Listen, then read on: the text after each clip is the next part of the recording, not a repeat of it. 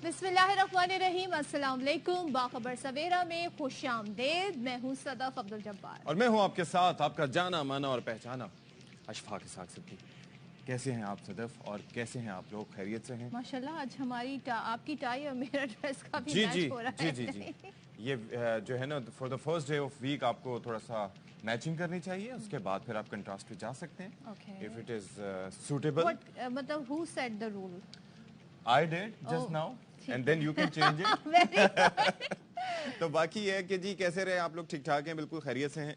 मुल्क की सूरत हाल सदफ आपके सामने ही है। मुल्क की सूरत हाल मुझको करीब से जायजा लेने का मौका मिला इस हफ्ते। तो बड़ी नाम शाम कुछ आ गए हैं जी, 5 नाम अभी तक पता नहीं क्या। जी नाम आ गए हैं लेकिन नाम किसी को पता नहीं। दूसरा ये जो बाजोड़ का जो इंसिडेंट था, जो एक दहशतगर्दी की एक नई वेव है, अल्लाह ताला रहम फरमाए हम पे, क्योंकि बड़ी मुश्किलों से हमने एज अ नेशन फाइट करके इस दहशतगर्दी की अफियत को शिकस्त दी थी और अब दोबारा से वो हमारी दहलीज पे है। तो उसके लिए क्या करना होगा? ऑब्वियसली सबको मिलके सोचना होगा, और क्या ऐसी वजूहात हैं कि फिर से वाकयात बढ़ रहे हैं, उस पर काबू पाने के लिए क्या स्टेप्स लिए जा सकते हैं? बिकॉज 44 मुझे याद लगभग 50 कर सकते हैं ये, मतलब दिस इज अलार्मिंग। सो ये वो सूरत हाल है। उससे पहले याद होगा आपको पिछले दिनों पेशावर में भी इंसिडेंट हुआ था, तो ज़रूरी है कि भाई इनकी बेखनी की जाए। दूसरे जो दीगर मामलात हैं वो मईशत के हवाले से हैं। बड़ी कुछ खास तौर पे जो सैलरीड क्लास तबका है ना, मैं उसकी रोज़ बात करूंगी। उस पर जो टैक्स लगाया गया एक्स्ट्रा, वो पहले ही टैक्स दे रहे हैं, और जो उन्होंने एक्सपोर्टर्स और रिटेलर्स के अलावा जो उन्होंने टैक्स दिया वो 200% ज्यादा है उनसे। आप ये देखें 264 अरब दिया लास्ट ईयर सैलरीड क्लास ने, और जो इंपोर्टर्स और एक्सपोर्टर्स हैं और जो रिटेलर्स हैं सॉरी, उनकी जानिब से दिया गया कितना? 89 अरब। यानी कि मईशत में आपका हिस्सा है कितना? 19%, और टैक्स कितना है? 0.5%, 0.4%। इसी तरीके से एग्रीकल्चर सेक्टर जो है उसका आप हिसाब किताब देख लें कि मईशत में हिस्सा कितना है? 22%। टैक्स कितना है? ना होने के बराबर। सैलरीड क्लास कहेगा महंगाई हो गई, आपको लोगों से पॉवर्टी से कम्बैट करना है, उनको पॉवर्टी से निकालना है, ना कि उसकी तरफ धकेलना है। और एक और चीज भी है सदफ, यहाँ पर जब इन्फ्लेशन बढ़ी तो हमने ये भी देखा कि ये जो बजट था इस दफा सरकारी मुलाजमीन की तनख्वाहों में जो इजाफा हुआ वो 35% आपने किया। No offence, but the thing is कि आप सब जगह मैनेज कर रहे हैं, बाकी लोग कहाँ जाए? अशफाक ने किसकी तरफ इशारा किया समझ गए होंगे। जी टॉप स्टोरी की तरफ बढ़ते हैं।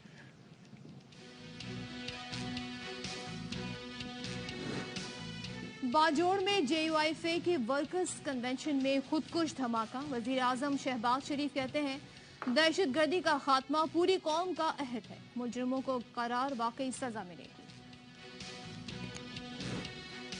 कौन होगा निगरां वजीर आजम? 5 नाम शॉर्ट लिस्ट हो गए। असम्बलियों की तहलील के लिए पीपल्स पार्टी 9 अगस्त की तारीख पर कायम। वजीर इत्तलात मरियम औरंगजेब कहती हैं कि फैसला इत्तेहादी हुकूमत, काबीना और वजीर आजम करेंगे।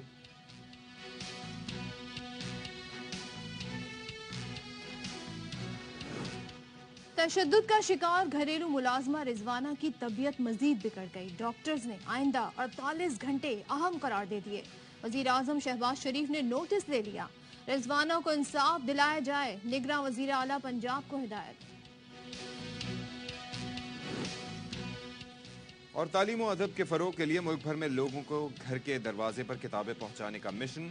तख्लीकी सवारी लाइब्रेरी की करता धरता आमना काज़मी का काबिल कदर इक़दाम।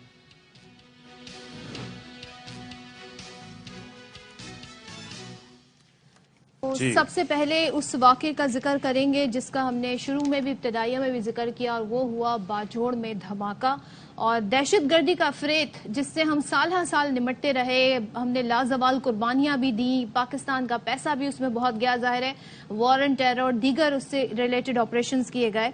तो बाजोड़ के इलाके खार में JUIFA का ये वर्कर्स कन्वेंशन था। अब उमूमन जो जलसे होते हैं वहां तो सिक्योरिटी इतनी यकीनी नहीं होती है Ashfaq, and they are like ground and open sky. अच्छा, वैसे प्रैक्टिकली भी देखा जाए तो जब तक हाई अलर्ट ना हो तो हमने भी ये देखा है कि इतना थोड़ा सा हल्का हाथ ही रखा जाता है। खास तौर पे अगर आपके मुल्क में कंपैरेटिवली आप देखेंगे ओमान की सूरत हालात बेहतर हो गए तो फिर जाहिर है इतना ज्यादा फिर उसको सीरियसली नहीं लिया जा सकता। लेकिन बड़े पैमाने पर इस धमाके की वजह से जानी नुकसान हुआ है और मरने वालों की तादाद कुछ 42 बता रहे हैं, 44 बता रहे हैं, अशफाक कह रहे हैं 50, 111 जख्मी हुए हैं। जो मैंने देखा था वो 150 के करीब थे। धमाका कन्वेंशन हॉल में हुआ। वही मैं बात कह रही थी कि यहाँ पे सिक्योरिटी बेहतर हो सकती थी।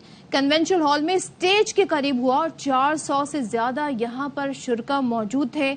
जहां बहक होने वालों में GIF के खार के अमीर मौलाना ज़ियाउल्लाह जान और मकामी रहनुमा मौलाना हामिदुल्लाह भी शामिल हैं, जबकि वजीर आजम ने इसकी काफी मजम्मत की है। अच्छा जी, दूसरा ये है कि कुछ लोग कहते हैं कि जी अचानक ये हालात ख़राब क्यों हुए। अचानक नहीं होता, बेसिकली सिलसिला एक वो कहते हैं ना कि प्रोसेस एक होता है जिसके तहत उनको फैसिलिटेटर्स की मदद, ज़ाहिर है यहाँ तक बारूद पहुँचाना, खुदकुश बम्बार कहाँ ठहरा होगा, किस तरीके से आया होगा, क्या उसकी ब्रेन वॉशिंग की गई होगी, टारगेट क्या थे, ये सारी चीज़ें। और दूसरा ये है कि आप ये देखिए कि इससे पहले हम ये देखते थे कि ANP को एक्सटेंसिवली टारगेट किया गया था। आपको बशीर अहमद बिलोर का वाकया याद है, बाकी और भी इस तरह के कई इंसिडेंट्स थे। लेकिन अब ये जो वाकया है, ज़ाहिर है कि JUI का ये कहना है कि उनके जो कायदे हैं उनके ऊपर भी हमले, कई दफ़ा खुदकुश हमले करने की कोशिश की गई मौलाना साहब पे, लेकिन ये एक बड़ी कार्रवाई है जो कि की गई है, जो कि बड़ा अफसोसनाक इस एतबार से है कि इसने दिल दहला दिए हैं, क्योंकि अगर इस मामले की रोकथाम ना की गई तो ये सिलसिला सिर्फ यहाँ तक महदूद नहीं रहेगा। और आगे आपको पता है ना कि आगे इंतखाबी मुहिम और न जाने क्या सिलसिले ये बड़ी मुश्किल हो जाती है। फिर जाहिर है इस तरीके से बाहर निकलना लीडर्स का, जमातों का एक बड़ा मुश्किल हो जाता है। वफाकी वजीर दाखिला राना सनाउल्लाह कहते हैं कि दहशत गर्दों की बुज़दिलाना कार्रवाई हमारे हौसले पस्त नहीं कर सकती। हम मुट्ठी भर दहशत गर्द अनासर को जल्द खत्म करेंगे। जबकि जो JUI के सेनेटर हैं अब्दुल गफूर हैदरी, वो ये कहते हैं कि सोचे समझे मंसूबे के तहत ये हालात खराब किए जा रहे हैं, उनका ये बयान है। जबकि हाफिज हमदुल्ला कहते हैं कि हमले की रियासती सतह पर इंक्वायरी की जाए और ये अचानक से जो मुल्क दुश्मन है ये सरगर्म हो गए। बलूचिस्तान और KP में दहशत गर्दी के वाकयात में इजाफा हुआ है। तो अब जरा बात कर लेते हैं कि ये क्या हुआ और जाहिर है कि आगे हमें क्या करना चाहिए, because we'll have to be quite ready. अल्लाह ताला रहम फरमाए। दिफाई तजियाकार ब्रिगेडियर रिटायर्ड हारिस नवाज साहब सुबह में ज्वाइन कर रहे हैं। बहुत शुक्रिया जी, आपने हमारे लिए वक्त निकाला। ये बेसिकली बड़ा कंसर्निंग है। एक तो ये कि दो चीज़ें जो बड़ी कंसर्निंग हैं, एक तो ये कि ये कैसे हुआ, क्यों हुआ, और एक अरसे बाद आपने देखा कि इतना बड़ा इंसिडेंट किसी अवामी इज्तिमा की बात करें अगर तो ये हुआ है। वैसे तो पुलिस लाइंस और इसके अलावा हमारे जो है वो बाकी जगहों को निशाना बनाया गया। आप ये फरमाइएगा कि आगे के लिए हमें क्या करना चाहिए and what are we lacking right now. सदी, एक तो सबसे बड़ी बात यह कि नहायत ही अफसोसनाक ये हादसा है जिसमें 40 लोग शहीद हुए हैं और 80-90 से ज़्यादा से जख्मी हुए हैं। और ख़ास तौर पे इस मौके पे जब चाइनीज़ प्राइम मिनिस्टर पाकिस्तान का विजिट कर रहे हैं और बहुत ही अहम विजिट में 10 साल जो आपका CPEC में छुपा है उसके 10 साल हो गए हैं, उसके लिए वो आए हैं। और यहाँ आके बड़ा क्लियर मैसेज हमारे जो ये टेररिस्ट दे रहे हैं, खास तौर पर दुश्मन ममालिक दे रहे हैं कि वो CPEC को नाकाम करना चाहते हैं, बताना चाहते हैं कि इनसिक्योर है पाकिस्तान, बलूचिस्तान में वहाँ पर हालात ख़राब हैं, CPEC अफगानिस्तान के थ्रू जो कुछ हो रहा है वो नज़र आ रहा है। और मकसद यही था कि उनके अटेंशन डाइवर्ट की जाए, उनमें हरासमेंट क्रिएट की जाए, क्योंकि बड़ा खतरनाक ट्रेंड है। नंबर 2 बात यह है कि देखें, पाकिस्तान अफगानिस्तान से बार बार एक ही बात कर रहे हैं कि जी आप अपनी सरजमीन किसी को इस्तेमाल न करने दें। और अभी भी आपने देखा chief army staff general Asim Munir जब जोब में इंसिडेंट हुआ तो कोयटा गए थे, वह बड़ी सख्त तशवीश का इज़हार किया उन्होंने कि अफगान तालिबान से जी कि आप अपने आप को रिविजिट करें और देखेंगे किस तरीके से इसको ठीक किया जाता है। फिर वो ईरान भी गए, ईरान जाके उनकी लीडरशिप से बात की कि दोनों को मिल के दायमन बनाए कि इसको कैसे खत्म किया जाए। और उसके बाद ये धमाका हुआ। मेरे ख्याल में देखें, मुसल्लह अफवाज अपना काम पूरा कर रहे हैं। यहाँ पर अब जरूरत यह है कि प्राइम मिनिस्टर पाकिस्तान तो देखें वो दुनिया के दौरे कर रहे हैं, उनको चाहिए कि आप डिफेंस मिनिस्टर के साथ गो टू अफगानिस्तान, वहाँ जाकर उनसे बात करें, उनको अपने तहफ़्फ़ुज़ात बताएं, उनको बताएं कि पाकिस्तान अफगानिस्तान से क्या चाहता है। हम उनकी हर मौके पे मदद करते हैं। हमें एक सपोर्ट चाहिए कि उनकी सरजमीन किसी के खिलाफ इस्तेमाल ना हो। आई थिंक प्रॉब्लम ये है कि TPP की और अफगान तालिबान की एक आइडियोलॉजी तकरीबन सेम है। उन्होंने अमेरिकन को निकालने में TTP ने बड़ी मदद की थी अफगान तालिबान की, अब वो खामोश बैठे हुए हैं। फिर यूनाइटेड नेशन की हमने रिपोर्ट देखी है कि अल-कायदा भी ट्रेन कर रही है इसको, TTP को ट्रेनिंग में। ये जरा सा कुछ सवाल है हारिस नवाज साहब। एक तो सेनेटर अब्दुल गफूर हैदरी कहते हैं कि ये सोचे समझे मंसूबे के तहत हालात खराब किए जा रहे हैं, और जिन कलदम तंजीमों की बात कर रहे हैं वो JUI फे को निशाना बनाएंगे, क्योंकि क्यों बनाएंगे, ये सवाल यहाँ पर उठता है। आप इस पर क्या कहिएगा? میرے خیال میں آئی پرسنلی فیل کہ they can go for any one as long as Pakistan میں ہراسمنٹ ہو, پاکستان میں افراتفری ہو. بلوچستان میں PLF کو وہ سپورٹ کرتے ہیں, وہاں پہ سامنے روزانہ بلوچستان میں بھی کوئی حادثہ ہوتا ہے. It is not against one party, it is جہاں بھی اس طرح کی گیدرنگ ہو. تو اس کا مطلب یہ کہ آپ ہماری لا انفورسمنٹ ایجنسیز کو, خاص طور پہ FC کو, پولیس کو, رینجرز کو, they are too very careful کہ وہاں پر پراپر طریقے سے مانیٹرنگ گیٹ لگائیں, اس کے بعد دور تک لوگوں کو نہ آنے دیں, وہ چیک کریں. ہم کہیں نہ کہیں ضرور لیپس کرتے ہیں, یقین کریں. ہماری جو انٹیلیجنس ایجنسیز ہیں اتنی مؤثر ہوتی ہیں کہ 95% وہ پہلے سے نیٹ بریک کر دیتے ہیں. اچھا, ان کو پہلے سے پکڑ لیا جاتا ہے. لیکن 1, 2, 3% ضرور ہوتے ہیں جو ایک دفعہ نکل جاتے ہیں. اور پھر افغان ریفیوجیز جو ہمارے پاس ہے, دیکھیں 3 سے 4 ملین افغان ریفیوجیز ہیں. جی جی, it is the very dangerous nursery for the breeding place ہے. یہاں پر سہولت کاری بھی ادھر سے ہوتی ہے. تو ان چیزوں کے لیے بھی ہمیں اب دیکھتے ہیں کہ یونائٹڈ نیشن سے اور افغان طالبان سے بات کرنی, ہم نے بہت مہمانداری کر لی ہے. ناؤ از دا ٹائم آپ اپنے ان اچھا, کو واپس کریں. میں بیسکلی یہ جاننا چاہ رہا تھا کہ اصل میں بات یہ ہے کہ آپ کو پتہ ہے کہ اب دنیا بھر میں ہو کیا رہا ہے. بیسکلی آپ کو پتہ ہے کہ اب ٹیکنالوجی بھی, ڈرونز کی بھی جو لائی جا رہی ہے وہ بھی سوارمنگ کے ایک تقاضے کے پیش نظر, یعنی کہ آپ ایسے ڈرونز بنائیں جو کسی کو جا کے اٹیک کریں, اور دے آر ان نمبرز, تو کوئی ایک نہ ایک تو آپ کے ایئر ڈیفنس سے جو ہے نا نکل ہی جائے گا اور جا کے لگ جائے گا. اسی طریقے سے خودکش بمباروں کا بھی یہ چکر ہے. اب یہ کیا آپ کو کیا لگتا ہے, کوئی نئے پلیئرز جو ہے they are in the field جو آ کے اب یہ پاکستان کو ڈی اسٹیبلائز کرنے کی کوشش کر رہے ہیں؟ نمبر 1. نمبر 2, آگے انتخابی مہم شروع ہوگی, الیکشنز سر پہ ہیں, تو اس کے لیے بھی we need to be extra careful, over extra careful. اور اس کے لیے تو میرے خیال میں بہت ضروری ہے کہ بلوچستان میں اور KPK میں خاص طور پہ یہاں پر اب جب بھی انتخابی مہم شروع ہو رہی ہے, دنیا چاہتی ہے کہ پاکستان میں امن نہ ہو, پاکستان میں پولیٹیکل اسٹیبلٹی نہ ہو. پولیٹیکل اسٹیبلٹی نہیں ہوگی, اس کا مطلب اکنامک اسٹیبلٹی ہمارے لیے بہت مشکل ہو جائے گی, جس کے لیے اس وقت پاکستان کی حکومت, پاکستان کی مسلح افواج, چیف آرمی صاحب جناب سنگھ مل کے ایفرٹ کر رہے ہیں کہ 1 ونڈو آپریشن آپ کے سامنے انہوں نے بنا دیا ہے. ایک اسپیشل فیسیلیٹیشن انویسٹمنٹ کاؤنسل بنا دی ہے, پھر ایک لینڈ انفارمیشن مینجمنٹ سسٹم بنا دیا ہے تاکہ لوگ فورن انویسٹرز کو اٹریکٹ کیا جائے, 1 ونڈو آپریشن کیا جائے, اور آدمی کو انوالو دے کریڈیبلٹی. تو یہ کسی حالت میں جاتے. دیکھیں سچی بات یہ ہے کہ پاکستان ایک اسلامک ملک ہے, پاکستان ایک نیوکلیئر ملک ہے, ہماری جیو اسٹریٹجک پوزیشن بہت اہم ہے, ہماری فوج لڑاکا ہے, بہت زیادہ اچھی فوج ہے. ہمیں وہ اکنامک ترقی کرنا نہیں دینا چاہتے, کیونکہ اگر آپ اکنامک ترقی کر لیں گے تو آپ اپنے فیصلے اپنے ملک کی مفادات پہ کریں گے, آئی میں ورلڈ میں دیکھیں گے. These are the issues. اور ایک ہی واحد اسلامک ملک ہے نیوکلیئر. تو آئی تھنک اس میں ہمیں ایز اے یونائٹڈ ہونا ہے, اپنے ڈفرینس بلانے ہیں, ایک ڈائریکشن ہونی چاہیے کہ یونٹی.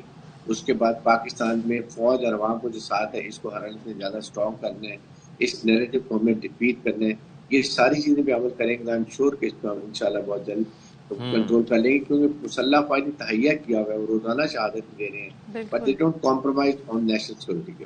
ٹھیک ہے. تھینک یو سو مچ حارث نواز صاحب ہمارے ساتھ تھے, اور بڑا امپورٹنٹ پوائنٹ انہوں نے یہاں پر ریز کیا کہ جب ملک ترقی کرنا چاہے, ظاہرہ جب آپ چاہتے ہیں اکنامک اسٹیبلٹی آئے, انویسٹرز باہر سے آئے, تو اس ملک میں امن و امان ہونا ضروری ہے, اور یہ تہیہ کیا ہوا ہے ہماری حکومت نے اور ہماری مسلح افواج نے کہ جی بے کنی کی جائے گی دہشت گردوں کی. لیکن ٹائمنگ بڑے امپورٹنٹ ہے یہ دیکھنا, اور پھر JUI کا اپنا کنسرن بھی بڑا اہم ہے. وہ کہتے ہیں اعلیٰ سطح پر انکوائری ہو, مگر افسوس اشفاق انکوائری کا مرحلہ شروع ہوتا ہے, کمیٹیاں بنتی ہیں. آپ کو یاد ہوگا کتنے ایسے واقعات ہیں منطقی انجام تک, کمیٹیاں, کمیشن, نہ جانے کیا کیا. پاکستان کی تاریخ بھری پڑی ہے ان سے کہ مختلف ادوار میں ایک حکومت کے دور میں تقریباً 20 کمیشن بنے, تو نہ تو کبھی رپورٹ ان کی پبلک ہوتی ہے اور نہ ہی ان کی رپورٹس کے نتیجے میں جو پوائنٹرز دیے جاتے ہیں. تانے بانے ہیں کیا یہ ظاہر ایک براڈر پرسپیکٹو میں ہمارے سامنے چیزیں آتی ہیں, مائنیوٹ ڈیٹیل نہیں آتی. ظفر اللہ بنوری ہمارے نمائندے موجود ہیں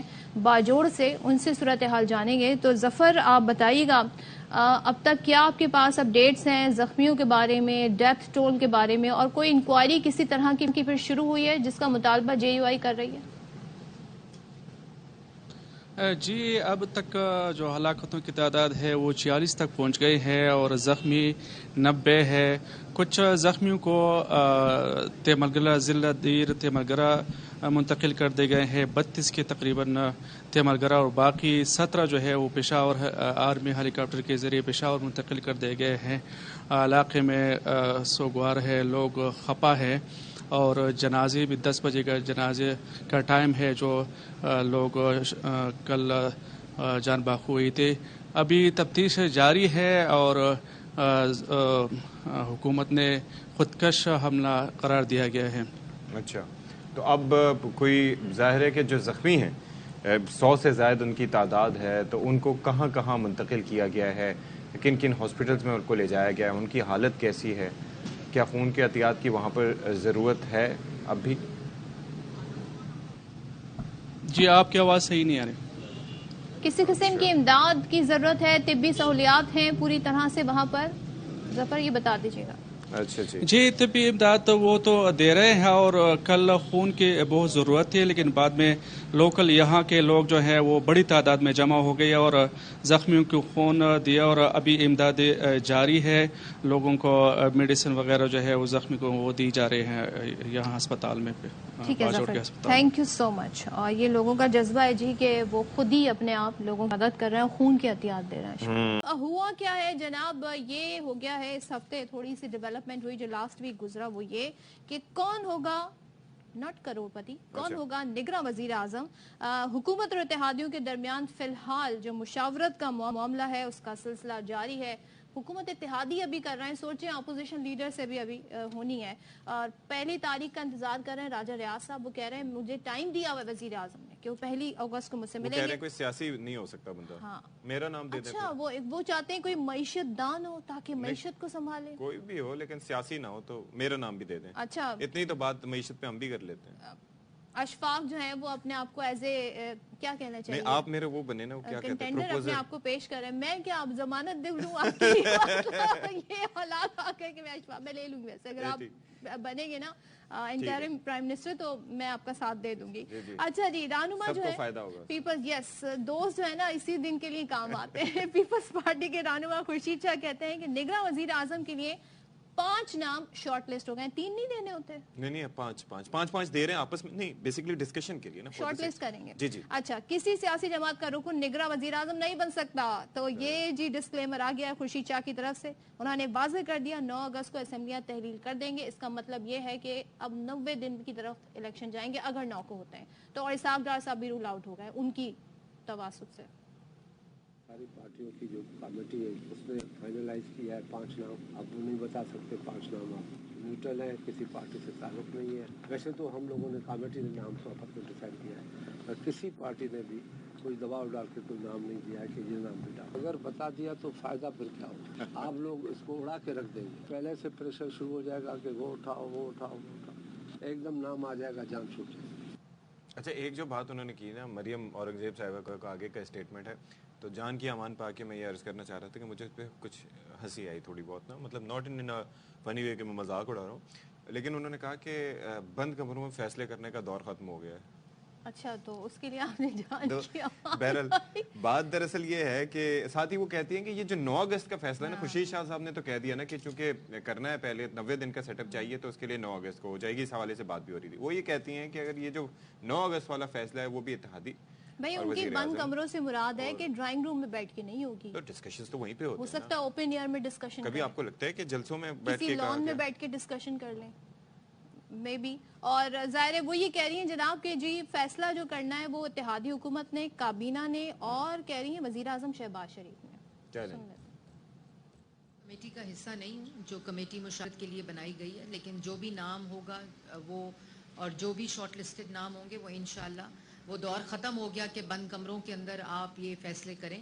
پاکستان کی عوام کے سامنے آئین کے مطابق انشاءاللہ یہ فیصلے ہوں گے اور ان کے اعلانات ہوں گے. یہ آئینی ذمہ داری وزیر اعظم پاکستان اور اپوزیشن لیڈر کی ہے, اور وزیر اعظم پاکستان نے تمام جماعتوں, کولیشن کا پارٹنرز کے ساتھ مشاورت کے ساتھ, اور جو اپوزیشن لیڈر ہیں ان کے ساتھ مشاورت کے ساتھ انشاءاللہ اس کا اعلان بھی کر دیا جائے گا.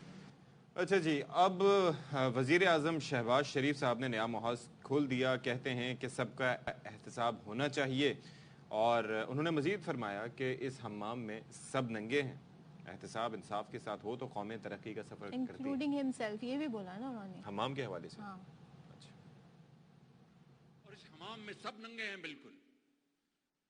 70 سال کا یہ قصہ ہے, اور اگر احتساب ہو انصاف کے ساتھ اور کسی کے ساتھ کوئی وکٹمائزیشن نہ ہو, زیادتی نہ ہو, وہ قومیں پھر اپنا ایسا سفر اختیار کرتی ہیں. مجھے ان منصوبوں کی سنگ بنیاد رکھ کر خوشی بھی ہوئی, مگر اس منصوبے نے بے پناہ تکلیف دی.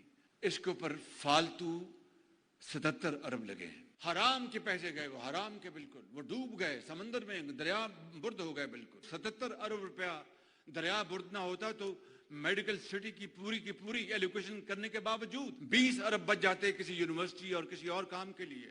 دل بہت دکھا ہوا ہے. جس طرح صدر شی جن پنگ کے استقبال 2014, جس طرح وہاں پر گھیراؤ کیا گیا اور وہاں پر دھرنے دیے گئے, اور اس کے نتیجے میں صدر شی جن پنگ کا جو دورہ تھا وہ ملتوی ہو گیا, سیدھا GHQ گیا, اور جنرل رحیل شریف جو اس کو سپہ سالار تھے ان سے ملاقات کی, اور ان سے میں نے گزارش کی کہ وہ بھی اپنی کوشش کریں کہ یہ دورہ ملتوی نہ ہو. کار کر دیا کہ ہم دھرنا 3 دن کے لیے بھی ختم نہیں کریں. انہوں نے کیوں نہیں اس کا سو نوٹس لیا؟ یہ منصوبے جہاں پر قوم کی دولت لٹ گئی, کسی کو پرواہ تک نہیں. چلیں جی. اچھا جی, تو اس صورتحال پہ ذرا بات کر لیتے ہیں. بیورو چیف اسلام آباد خاور گھمن ہمارے ساتھ ہیں. Khawar, good morning to you. ذرا بتائیے گا پہلے تو نگراں حکومت میں وزیر اعظم کون ہوگا؟ 5 نام شارٹ لسٹ کر لی ہیں وزیر اعظم اور کی جو جماعت ہے انہوں نے, اور جو اتحادی ہیں, تو کچھ آئیڈیا ہو رہا ہے یہ 5 نام کون ہو سکتے ہیں؟ سیاسی سرپرائز ہوگا یا کوئی معیشت دان ہوگا, کون ہو سکتے ہیں یہ؟ دیکھیں, میں ابھی تک اپنی اسی سٹوری پہ قائم ہوں کہ یہ جو نام پاکستان کے اندر زیر بحث ہیں یا بٹوین جو PMLN اور پاکستان پیپلز پارٹی جو ڈسکس ہو رہے ہیں, تجاویز آ رہی ہیں, بے شک ظاہر ہے ان کے پاس جو بھی یہ آپس میں کریں, لیکن فائنل جو فیصلہ ہوگا وہ محترم نواز شریف صاحب اور آصف علی زرداری صاحب جو آپس میں بات کریں گے. جو نام ان کے پاس ہوگا, اگر کہیں آگے کہیں دائیں بائیں سے ان کے پاس آتا ہے, لیکن ایک نام انہی کی طرف سے فائنل ہوگا, وہ نام آ جائے گا. اور باقی یہ جو ساری بحث پاکستان کے اندر چل رہی ہے, میں اور آپ روزانہ کی بنیاد کے اوپر اس کے اوپر پروگرام بھی کر رہے ہیں, اور ہم کیا سرائیوں کے اندر بھی اس وقت ظاہر ہے محو ہیں, کوشش کر رہے ہیں, گیس ورک کر رہے ہیں کہ کون ہو سکتا ہے کون نہیں ہو سکتا. لیکن ایک بات بہت واضح ہے کہ جو ہی یہ دو پارٹیز, خاص طور پر یہ 2 لیڈران جو ہیں آپس میں فیصلہ کر لیں گے, پھر اس کے سامنے کوئی ہمارے ہاں جو کہ آئینی روایت, قانونی روایت, کہ جی آئین کے اندر یہ اس کے اوپر پابندی ہے, ایسا بندہ نہیں بن سکتا, جناب اعلیٰ وہ نگراں وزیر اعظم ایسا بن سکتا, تو ایسی کوئی اس کے اوپر قدغن بھی نہیں لگے گی. فیصلہ ہو جائے گا تو پھر ہو جائے گا. آپ کو یاد ہوگا کچھ عرصہ پہلے تک یہ ایک آدھ جو بیان آیا تھا کہ جب ہم راضی ہو جائیں گے آپس میں, چاہے وہ اسحاق ڈار صاحب ہوں, چاہے وہ جو رضا ربانی صاحب ہوں, یا کوئی اور بندہ ہو ان پارٹیز میں سے, تو اس کے اوپر جو راضی ہو جائیں گے تو پھر سارا معاملہ طے ہو جائے گا. میرے پاس جو اطلاعات ہے, جو خبر میرے پاس ہے, ابھی تک جو ہے کسی ایک نام کے اوپر نواز شریف صاحب اور آصف علی زرداری صاحب کا کوئی کنسنسس نہیں ہوا, اور یہ سارے جو ابھی سٹوریز چل رہی ہیں یہ بس کہانیاں ہیں. اچھا, ایک چیز مجھے یہ بتائیے گا کہ یہ ساری تو سٹوریز تو چل رہی ہیں, مختلف نام سامنے آ رہے ہیں, مختلف بیان سامنے آ رہے ہیں, لیکن یہ جو خورشید صاحب کا بیان اور پھر مریم اورنگزیب کا اس پر بیان کہ جی فیصلہ اتحادی حکومت کابینہ اور وہ کریں گے, یعنی کہ 9 اگست کی تحلیل کے حوالے سے بھی, اور پھر بند کمروں کا بھی انہوں نے تذکرہ کیا کہ وہاں پر فیصلے نہیں ہوں گے, کیا مراد ہے اس سے؟ سر میں یہ عرض کر رہا ہوں کہ پاکستان کے اندر یہ صرف یہ نہیں ہے کہ نون لیگ, پیپلز پارٹی کی بھی جو 2nd اور 3rd ایئر کی لیڈرشپ موجود ہے, ظاہر ہے وہ پارلیمان کے اندر موجود ہوتے ہیں, مختلف ٹیلی ویژن پروگرامز کے اندر ان کو جانا ہوتا ہے, پارلیمان میں صحافی حضرات ان سے سوالات بھی کرتے ہیں, ان سے بات بھی کرتے ہیں, ٹیلی فون کے اوپر بھی ان سے پوچھا جا رہا ہوتا ہے کہ جناب اللہ بتائیں کیا ہو رہا ہے. تو ایسا تو نہیں ہو سکتا ہے کہ کوئی ایک جو سینئر پارٹی کا لیڈر ہے وہ آپ کو نہیں یار مجھے تو بالکل ہی کوئی علم نہیں ہے, وہ اپنی ریلیونس بتانے کے لیے جی میں بالکل اس ڈسکشن کا حصہ ہوں, مجھے ساری چیزیں علم ہیں. میں نے پچھلے دنوں بھی آپ کو 2-3 مثالیں آپ کو بتائی تھی کہ جی نواز شریف صاحب کی واپسی کے حوالے سے آپ نے پچھلے 2 سال کے دوران ان کے تمام بڑے لیڈران کی طرف سے جو تاریخیں سنی کہ جی بس یہ ہفتے 10 دن کی بات ہے, مہینے کی بات ہے, وہ آ رہے ہیں, اس کے بعد وہ کچھ نہیں ہوا. اس سے پہلے آپ کو یاد ہوگا جب جناب باجوہ صاحب کی ایکسٹینشن کا معاملہ تھا, ایک طرف لڑائی جاری تھی, شدید لڑائی ہو رہی تھی, اور دوسری طرف جب وہ ایکسٹینشن کا معاملہ آیا تھا ساری پارٹی کو لندن بلایا گیا, वहाँ पे हलफ लिया गया कि जी ये जो फैसला हम करने जा रहे हैं इसके ऊपर कोई बंदा नहीं बात करेगा, इसकी ये क्या क्या इसकी तोजी है, क्यों एक्सटेंशन होगी, बस आपने जाके बाजमात वोट दे देना, और वोट दे दिया गया। आज तक नहीं हमें बताया गया। कई दफा जब ये वापस आए थे तो पूछा गया उन्होंने कहा जी ये सिर्फ चूंकि हलफ के ऊपर हमने बात कर ली है तो इसके ऊपर बात नहीं करेंगे। सो वो जो फैसला साजी है पाकिस्तान के अंदर, बदकिस्मती ये है कि हमारे यहाँ जिस जमहूरियत के ऊपर अमल किया जा रहा है उसके अंदर कोई शफाफियत नहीं है, उसके अंदर कोई ट्रांसपेरेंसी नहीं है। जमहूरियत तो यही होती है ना, आपने जो भी फैसले करने होते हैं पार्टी के अंदर या पार्टी के बाहर, पार्लियामान के अंदर या पार्लियामान से बाहर, वो आप अवाम के सामने रखते हैं कि ये वजह है, ये हमने सारा फैसला किया है। लेकिन यहाँ पे वो जो बात कर रही है मरियम औरंगजेब साहिबा कि वो जब कहती हैं कि बंद कमरों के अंदर वो जो फैसले होते थे वो अब दौर खत्म हो गया, तो जो आप इस तरह के इश्यूज के ऊपर एक्सप्लेनेशन दे रहे होते हैं तो इसका मतलब ये है कि अभी भी बहुत कुछ बंद कमरों के अंदर ही फैसले हो रहे हैं, वहीं पे सारी चीजें अच्छा। वो फैसला साजी करनी जा रही है। अच्छा, ये बताइएगा 9 अगस्त की तारीख के हवाले से बाप खुर्शीद शाह साहब ने कह दिया है, तो अब हम समझे कि फिर 90 दिन में मामला चला गया है, तो अब एक जो 2 सूबे हैं हमारे, बलूचिस्तान और सिंध, यहाँ भी क्या कबल अज वक्त फिर तहलील कर दी जाएंगी, खासतौर पर अगर सिंध की बात करें तो? देखिए जी, सबसे जो पाकिस्तान की जमहूरियत की बदकिस्मती ये है और कमजोरी ये है कि इलेक्शन के मामले के ऊपर पहले भी आपसे बात हुई थी कि सारी दुनिया के अंदर जहां भी जमहूरियत के ऊपर अमल होता है वहां पे इलेक्शन की तारीखों के ऊपर बिल्कुल एक कोई दो राय होती कोई नहीं है। बस इलेक्शन होना है, ये टाइम है हुकूमत का खत्म होगा, उसके फौरन बाद इलेक्शन हो जाएगा। लेकिन हमारे यहाँ चूंकि नई रवायात कायम हो रही हैं और उसके ऊपर अमल हो रहा है, लिहाजा ये हम सवालात सारे के सारे कर रहे हैं। आपने 2 दिन पहले देखा जनाब कुंडी साहब हैं, वो काबीना का हिस्सा भी हैं, वो इतलात के सेक्रेटरी, जनरल सेक्रेटरी भी हैं पाकिस्तान पीपल्स पार्टी के। जी। उन्होंने एक प्रेस कॉन्फ्रेंस की, उन्होंने कहा जी हम चाहते हैं, हमारी पार्टी का ये ख्याल है कि जी ये मौजूदा असेंबली अपना वक्त पूरा करें और 60 दिन के अंदर अंदर इंतखाबात हो जाए, ठीक है। और दूसरी तरफ से ये भी हमें बयान सामने आ रहा है। अब ये देखिए, अगर आइन की असल रूप के ऊपर अमल करना है तो फिर तो ये 60 दिन के अंदर इलेक्शन होनी चाहिए। इलेक्शन कमीशन को पता है, इलेक्शन कमीशन तैयारी कर चुका हुआ है। इलेक्शन कमीशन आज से 8 महीने पहले सुप्रीम कोर्ट को लिख के दे चुका हुआ है कि जी हम सारे पूरे पाकिस्तान के अंदर एक ही दफा इलेक्शन करवाने के हक में हैं और हमारी नजर में ये तारीख 8 अक्टूबर बनती है। 8 अक्टूबर को तमाम जो है असेंबली अपना वक्त पूरा करके और उसके बाद ये इलेक्शन करवाने की पोजीशन में होंगे। तो फिर इलेक्शन कमीशन को अगर आपने जो है इंडिपेंडेंट भी कर दिया है तो ये कौन होते हैं तारीखें देने वाले? Exactly that is the point ना। कल कामरान मुर्तजा साहब थे हमारे साथ, तो उनसे सवाल यही किया था, तो उन्होंने कहा कि जी हमारा काम तो यहाँ तक है, अभी 9 अगस्त तक या जब तहलील होते हैं उसके बाद केयर टेकर सेटअप होगा, वो जाने और इलेक्शन जाने, और साथ ही ये काम इलेक्शन कमीशन का है। हम कौन होते हैं बताने वाले? दे रहे हैं ना कि हम नहीं आगे का भी इलेक्शन कराने के हवाले से, तारीख देने के हवाले से कि इलेक्शंस कब होंगे, ये काम इलेक्शन कमीशन का है। वो तो हम है, कौन होते हैं बताने वाले? पॉलिटिशियंस जो हैं वो तो ये बता रहे हैं ना कि हम तहलील कब करेंगे, हम पहले कर देंगे या हम टाइम पे नहीं आगे कभी।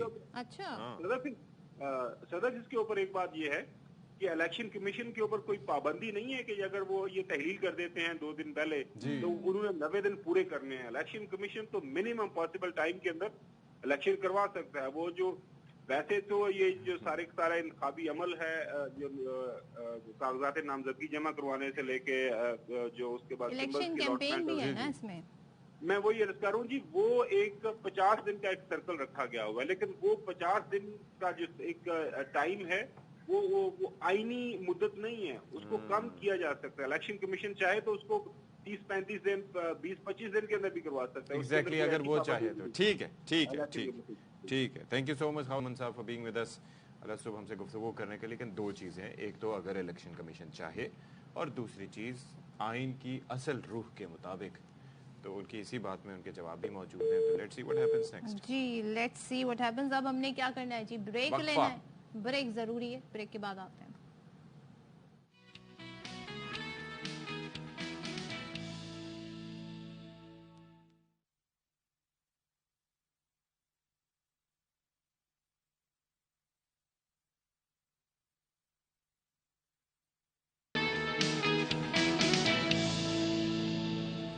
Welcome back once again. اور جیسے کہ پاکستان میں اس وقت بڑا کنسرن ہے جی معاشی طور پہ پاکستان کو ٹریک پر لانے کے لیے, اور آج غالباً جو نائب وزیر اعظم ہے چائنا کے وہ پہنچ رہے ہیں, اور سی پیک کو جی 10 سال مکمل ہو گئے ہیں. تو یہ بڑا ایک زبردست انیشیٹو تھا.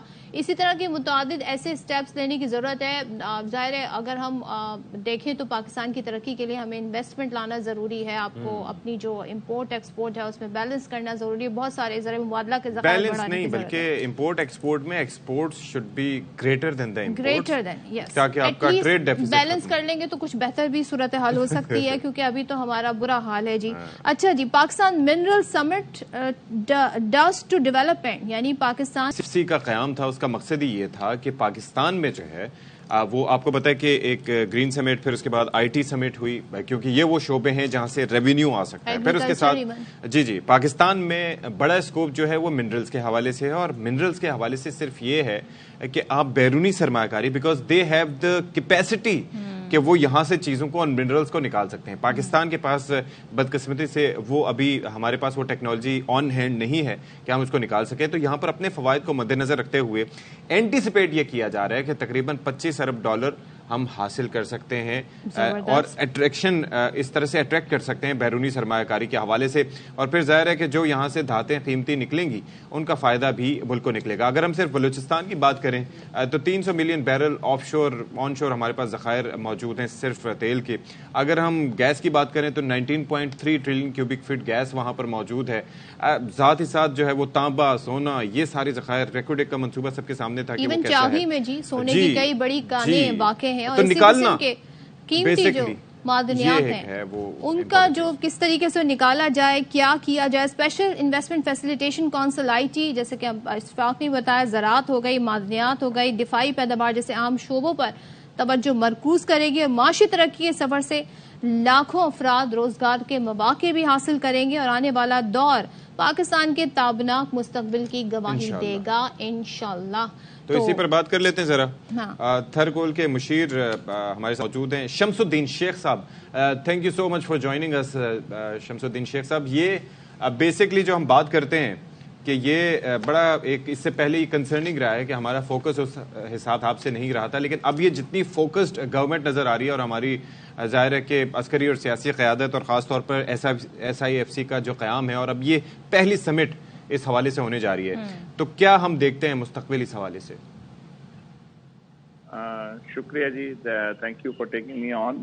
دیکھیے, جہاں تک منرلز کا تعلق ہے, جس سے میرا تعلق ہے, یہ منرلز کو یہ نئی بات نہیں ہے کہ ہمیں پتا ہے کہ پاکستان میں ہیں, بٹ منرل انویسٹمنٹ جو ہے وہ کافی لانگ ٹائم لیتی ہے. 8 سے 10 سال کی انویسٹمنٹ ہوتی ہے, 15 سال کی انویسٹمنٹ ہوتی ہے, اس کے بعد اس کا کوئی فائدہ نظر آتا ہے. صحیح. تو اس لیے بہت ضروری ہے کہ لانگ ٹرم پالیسیز بنائی جائیں, حکومت میں کنسسٹنسی ہو, پاکستان میں جتنے بھی ادارے ہیں وہ آپس میں مل کر کام کر رہے ہوں. تو جب یہ سب چیزیں ساتھ مل کر کام کریں گی تب پاسبلٹی ہے کہ منرلز میں کوئی انویسٹمنٹ آ سکتی ہے. ابھی تک اسی لیے انویسٹمنٹ نہیں آتی کیونکہ پاکستان میں انٹرنل کافی مسائل رہتے ہیں, پالیسی چینج ہوتی رہتی ہے, پروونشل گورنمنٹ اور فیڈرل گورنمنٹ کی پالیسیز الگ الگ ہوتی ہیں. اس وجہ سے انویسٹمنٹ یا انویسٹر آتے ہوئے پریشان ہوتا ہے.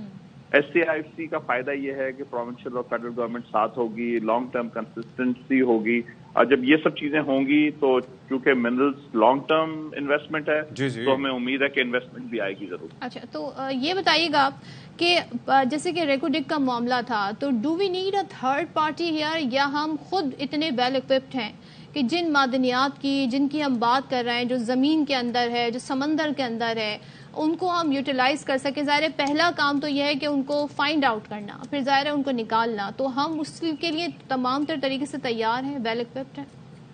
دیکھیے جی, اگر ہم تھر کی ایگزامپل لیتے ہیں تو تھر میں جب انویسٹمنٹ کی گئی تھی تو یہ ایک پبلک پرائیویٹ انویسٹمنٹ تھی جس میں گورنمنٹ آف سندھ اور پرائیویٹ سیکٹر نے مل کر کام کیا تھا. میرے خیال میں یہ سب سے کامیاب ماڈل ہے پاکستان کے لیے. اس میں کچھ پرسنٹیج فارنرز کی ضرور ہونی چاہیے, لیکن یہ کہ سارا کا سارا ایسٹ یا 50% یا 70% فارنرز کو دینا کم از کم میں اس کے خلاف ہوں. میں پاکستان میں سمجھتا ہوں کہ پاکستان میں اتنی ایبلٹی ہے. پاکستان کی سب سے بڑی مائن جو کھلی ہے وہ تھر کی ہے, اور اس میں سے 4% کا فورن انویسٹمنٹ تھا. تو انویسٹمنٹ فورن ضرور ہونی چاہیے, ضرور وہاں کی ایکسپرٹیز آنی چاہیے, لیکن ایسٹ کا لانگ ٹرم جو ہے وہ باہر نہیں دینا چاہیے.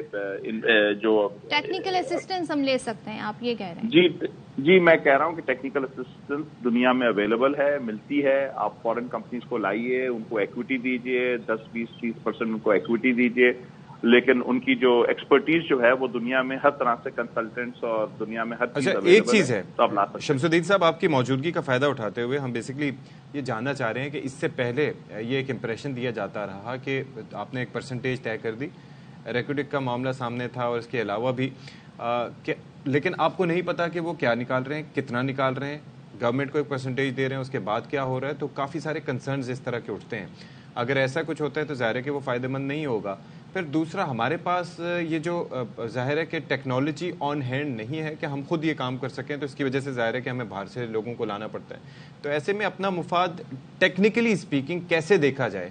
جب نکالنے والے وہ ہیں, دیکھنے والے وہ ہیں, تو ہم کیا کریں؟ دیکھیے جناب, یہ بہت ہی نائب سی بات ہے کہ جو چیز نکلتی ہے وہ ہم چیک نہیں کر سکتے. ہر چیز چیک کی جا سکتی ہے اگر حکومت کے پروسیسز ہوں, SOPs ہوں, چیکس اینڈ بیلنسز رکھا جائے تو ہر چیز چیک کی جا سکتی ہے. آج بھی جو مٹیریل ملک سے باہر جا رہا ہے اگر ہم چیک نہیں کر سکتے تو اس میں ہماری ہی اپنی نااہلی شامل ہے. کوئی یہ وجہ نہیں ہے کہ یہ چیک نہیں کیے جا سکتے. تو ان کو چیک ضرور کرنا چاہیے, اس کے پروسیسز ہونے چاہیے. ہم خود ہی اپنے آپ کو شارٹ کٹ کرتے ہیں, پھر خود ہی روتے ہیں کہ جی ہمارے پروسیسز صحیح نہیں ہیں. اور جہاں تک ٹیکنیکل ایکسپرٹیز کی بات ہے, دیکھیے ٹیکنیکل ایکسپرٹیز فورن کمپنیز کے پاس یقیناً ہے, بہت اچھی ٹیکنالوجی ہے ان کے پاس, لیکن اگر آپ یہی ٹیکنالوجی جا کے بازار سے خریدنا چاہیں تو یہ چیزیں بھی اویلیبل ہیں. تو آپ کو فورن کمپنی کی لازمی ضرورت پڑتی ہے, 10-20%, 30% تک آپ کو فورن کمپنی کی ضرورت پڑتی ہے جو ایکسپرٹیز بھی لے کر آئے, باہر سے ایکسپرٹیز بھی لیں. یہ سب چیزیں ملا کر ایک مربوط طریقے سے اس میں حکومت کو بھی شیئر لینا چاہیے, اس میں پرائیویٹ سیکٹر کو بھی شیئر لینا چاہیے, اس میں فورن کمپنی کو بھی شیئر لینا چاہیے, کیونکہ یہ پروجیکٹس بہت بڑے پروجیکٹ ہوتے ہیں. یہ بلینس آف ڈالرز کے پروجیکٹ ہوتے ہیں, یہ کوئی بلینس آف روپیز کے پروجیکٹ ہوتے نہیں. تو اس لیے آپ کو فورن فائنینسنگ لانی پڑتی ہے, اس کے لیے ملٹی لیٹرل ایجنسیز کے ساتھ آپ کو بات کرنی پڑتی ہے. تو ideal combination is government, Pakistan کا پرائیویٹ سیکٹر اور فورن کمپنی, یہ تینوں مل کر اپنی پرسنٹیج ڈیسائیڈ کر لیں کہ کیا کیا پرسنٹیج ہونی چاہیے. میرے خیال میں پرسنٹیج جو ہے وہ 25% کے قریب فورن اپنی لوکل گورنمنٹ ضرور ہونی چاہیے. تھر کے اندر 51 تھی, لیکن اینی ویئر فرام 25 to 50 ہونی چاہیے. فورن کمپنی کو بھی 25% کے آس پاس ہونا چاہیے, اور لوکل جو اپنی کمپنیز ہیں پاکستان کی ان کو بھی 25 سے لے کے 50 تک ہونا چاہیے, تاکہ کسی کی ایک کی ڈومیننس نہ ہو اور سب مل کر کام کر سکیں. یہ بھی بتا دیں کہ under the umbrella of SIFC بہت سارے جو سیکٹرز ہیں ان میں کام کیا جائے گا, جس میں IT بھی ہے, اور اس میں کی جائے گی زراعت, توانائی, اور پھر منرلز کی جو ہم بات کریں. آپ کے خیال میں سب سے جلدی رزلٹ ہمیں کہاں سے مل سکتا ہے؟ بیکاز لائک ہر چیز کی ڈائنامکس الگ ہیں, وہاں کی پروسیس جو ہے کام کا وہ ڈفرینٹ ہے. آپ کو کیا لگتا ہے کون سا سیکٹر پہلے ہمیں جو ہے وہ رزلٹ دینا شروع کر دے گا؟ دیکھیے جی, اگر آپ 3 ایگریکلچر, IT اور منرلز دیکھیں تو سب سے پہلے آپ کو ایگریکلچر اور IT آپ کو بینیفٹ دے سکتا ہے. جہاں تک منرلز کا تعلق ہے, جیسے میں نے شروع میں کہا کہ منرل دنیا کی وہ ایک کمانے کی چیز ہے جو بہت ٹائم لیتی ہے, جو کہ 10 سے 15 سال لیتی ہے. تو منرل سب سے آخر میں آئے گا, لیکن سب سے زیادہ پیسے منرل سے ہی آئیں گے. سب سے زیادہ آپ کو ملک کو فائدہ اس سے ہوگا, لیکن اس کے لیے آپ کو لانگ ٹرم چاہیے. اسی لیے پاکستان کے اندر یہ پرابلم رہتا ہے کہ پاکستان میں کوئی بھی لانگ ٹرم کے لیے نہ تو حکومت لانگ ٹرم دیکھتی ہے, نہ پرائیوٹ سیکٹر لانگ ٹرم دیکھتا ہے, اور فارنر تو کبھی بھی نہیں دیکھ سکتا. ٹھیک ہے جی, تھینک یو سو مچ شمس الدین شیخ صاحب, سابق مشیر انتھرکول کے, بہت شکریہ. یعنی کہ وہ یہ کہہ رہے ہیں کہ جی اچھے جو ہے وہ پروجیکٹ بنتے ہیں, ان پہ کام ہوتا ہے, لیکن جب حکومتیں تبدیل ہوتی ہیں تو وہ انٹرسٹ نہیں. یہی اوور آل مسئلہ آج تک پاکستان کا رہا ہے کہ کنسسٹنسی, کوئی بھی چیز ہوتی ہے جی اس کے لیے پہلے چاہیے ہوتی ہے آپ کو کمٹمنٹ کہ ہم نے یہ کام کرنا ہے, پھر اس کے بعد جو ہے وہ ڈیڈیکیشن کہ ہم اس پہ جتے رہیں گے, اس کے بعد پھر آپ کو چاہیے ہوتی ہے کنسسٹنسی. اور یہ باعث نہیں ہونا چاہیے کہ جی پچھلی حکومت کیونکہ ہمارے مخالف تھے وہ یہ کر گئے تو اب ہم یہ کنٹینیو نہیں کریں گے. یہ نہیں کرنا چاہیے, ملک کا سوچنا چاہیے. بریک لیتے ہیں, بریک کے بعد واپس آتے ہیں.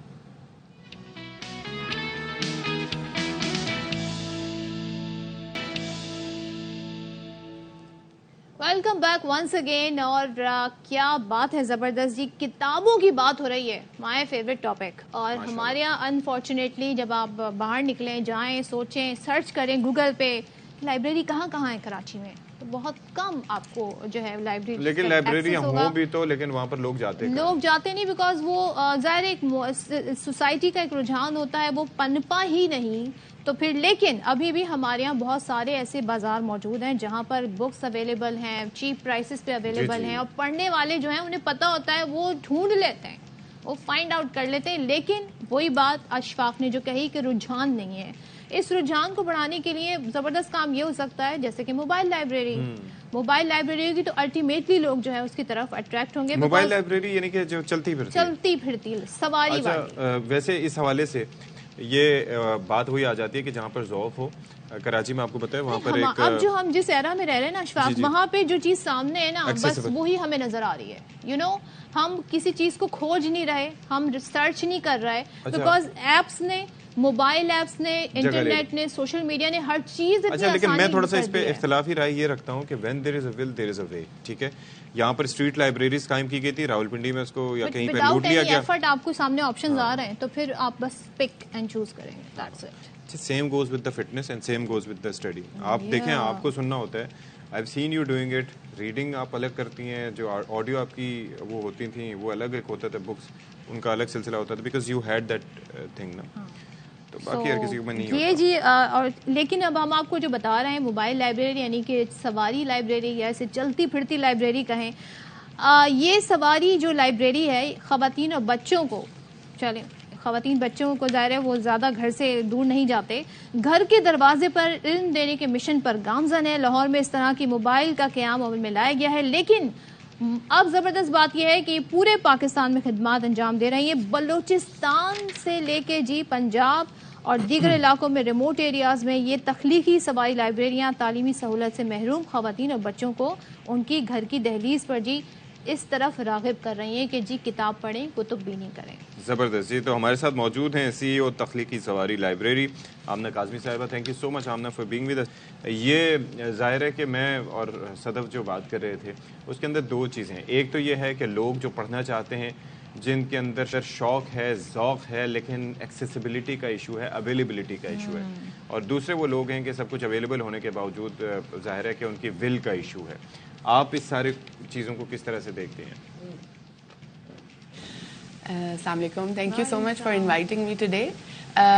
سب سے پہلے تو میں یہ بات کروں گی, آپ نے بڑی ایک اہم مدعے پہ بات کرنی شروع کی ہے. تو دونوں چیزیں بڑی ضروری ہیں, ول ہونا بھی ضروری ہے, لیکن ول کو پیدا کرنے کے لیے آپ کو پہلے کتاب سے دوستی کروانی پڑتی ہے بچوں کی, یا ان کو ایسی مختلف ایکٹیویٹیز کروائی جائے شروع سے ہی, ارلی ایئر سے ان کو عادت ڈالی جائے کہ وہ کتاب سے دوستی کریں, کتاب سے پڑھنے کا شوق رکھیں.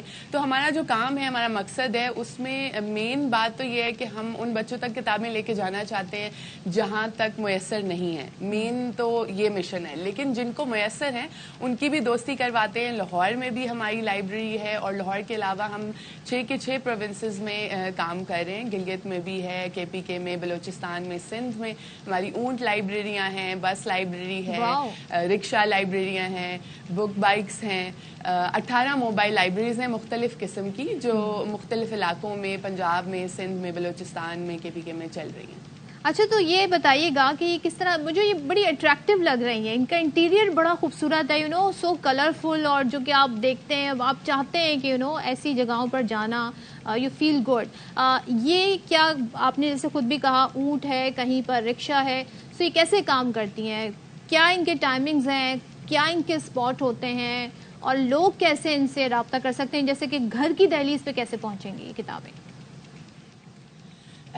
ہمارے جتنے بھی موبائل لائبریریز کے ماڈل ہیں وہ اس طریقے سے چلتے ہیں کہ ہم پہلے آئیڈینٹیفائی کرتے ہیں نیڈ انالیسس کی بیس پہ کہ کس کمیونٹی میں ضرورت ہے, کتنے بچے ہیں, جیسے گاؤں کون کون سے گاؤں ہیں جہاں پر ہوں گے. تو مختلف پروونسز میں جہاں ہم کام کر رہے ہیں ہمارے الگ الگ امپلیمنٹنگ پارٹنرز ہیں, کیونکہ ہمارا آفس تو لاہور میں ہی ہے, لیکن ہم نے مختلف لوگوں کے ساتھ رابطہ کیا جو لوگ کام کر رہے ہیں وہاں پر ایجوکیشن سیکٹر میں یا بچوں کی لائبریریز کے لیے. تو ان کے ساتھ رابطہ کر کے पहले हम कम्युनिटीज़ आइडेंटिफाई करते हैं, विलेजेस देखते हैं, गांव कौन कौन से हैं, कहाँ पर जा सकते हैं, फिर वहाँ पे बच्चे कितने हैं, उनकी तादाद कितनी है, उसके बाद वहाँ पर जैसे ऊंट लाइब्रेरी है उसके जाते हैं, एक मोबिलाइजर होता है और एक कैमल हर्डर होता है, यानी दोनों ऊंट वाला और उनको जो लाइब्रेरियन है वो साथ मिल के जाते हैं। 4 से 5 किलोमीटर का रास्ता है जो उन्हें पैदल चलना पड़ता है ले जाने के लिए, और वहाँ पर पहुँच के फिर बच्चे जो हैं एवरेज आप कह लें 80 से 100 तो होते हैं एक ना एक गांव में जो इकट्ठे हो जाते हैं। ऊंट के जाने का जो एक वो उनको एक त्यौहार की तरह ही महसूस होता है। ये शुरू 2020 में हुई थी ऊंट लाइब्रेरी, लेकिन उसके बाद पहली एक थी और फिर होती चली गई। इनके बहुत प्यारे प्यारे नाम भी हैं, रोशन है, रौनक है, अमन है, चिराग है, इस्ताल है, और ये बच्चों के लिए बस उनकी दोस्ती जानवर से तो है ही है, लेकिन वो उसका आना, वहाँ पर किताबें लाना। बहुत सारे बच्चों के कमेंट्स ये होते थे कि उन्होंने ऐसी किताबें पहले देखी ही नहीं हैं जिनमें तस्वीर होती हैं, क्योंकि कहानियाँ शुरू जब होती हैं तो सबसे पहले तो जो पिक्चर बुक्स हैं वो बच्चों के लिए रखी जाती हैं कि एक विजुअल स्टोरी बनाना सीखें। किताब से मुख्तलिफ टेक्निक्स के साथ कराया जाता है, पपेट शोज कराए जाते हैं, तो हम पपेट थिएटर्स भी देते हैं साथ पोर्टेबल, उनको ट्रेनिंग करवाते हैं टीचर्स को, लाइब्रेरियंस को, जो भी साथ जा रहे हैं। चलें जी, ये कार्य खैर जारी रखिए, अल्लाह इसको आप थैंक यू सो मच, लाजमी तौर पर जबरदस्त इनिशिएटिव। तो प्रोग्राम से आज के लिए इतना ही। इतना ही नहीं, यहाँ पे हमने ब्रेक लेना है, ब्रेक लेना है आपको। कैसे सबकी आंखें खुल चाय गई? और कॉफी की जरूरत है, ब्रेक एक, लेते हैं। एक जलजला और हंगामा बरपा हो गया। चाय मंगवाते हैं ब्रेक के बाद।